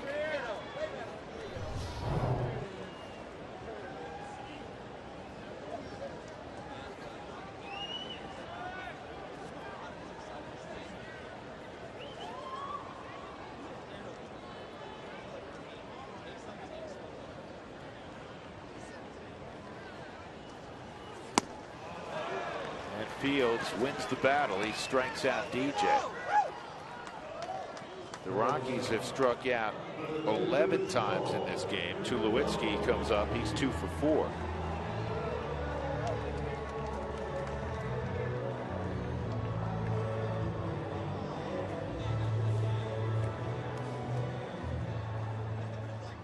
Dougie did a little research. In 53 seasons of Houston baseball, going back to the Colt 45s, it's the 15th time they have struck out 17 or more times in a game. The previous 14, they had only 3 wins. Carter hoping for a play, and he made the catch. Remember, all the way back in the first inning, there was a high flying ball that he kind of went into shallow right field. Ball almost hit Ewine in the head at the first base box. Everybody missed it. You know, that fan thought he might be able to get a souvenir. Carter just picked it off right in front of his first baseman's mitt. You know, that, I always say this, that goes back to the Bartman thing in Chicago. The fan is looking up. That's what Bartman's doing. You're not looking at the fielder, you're looking up. It's in the stands. Poor guy was unfairly treated, George. Yes, he was. 2 outs. Cargo at the plate. 3-run home run in the first. Got the Rockies started and fired up 3-1 at the time, but not much else positive has happened since that 3-run home run in the first.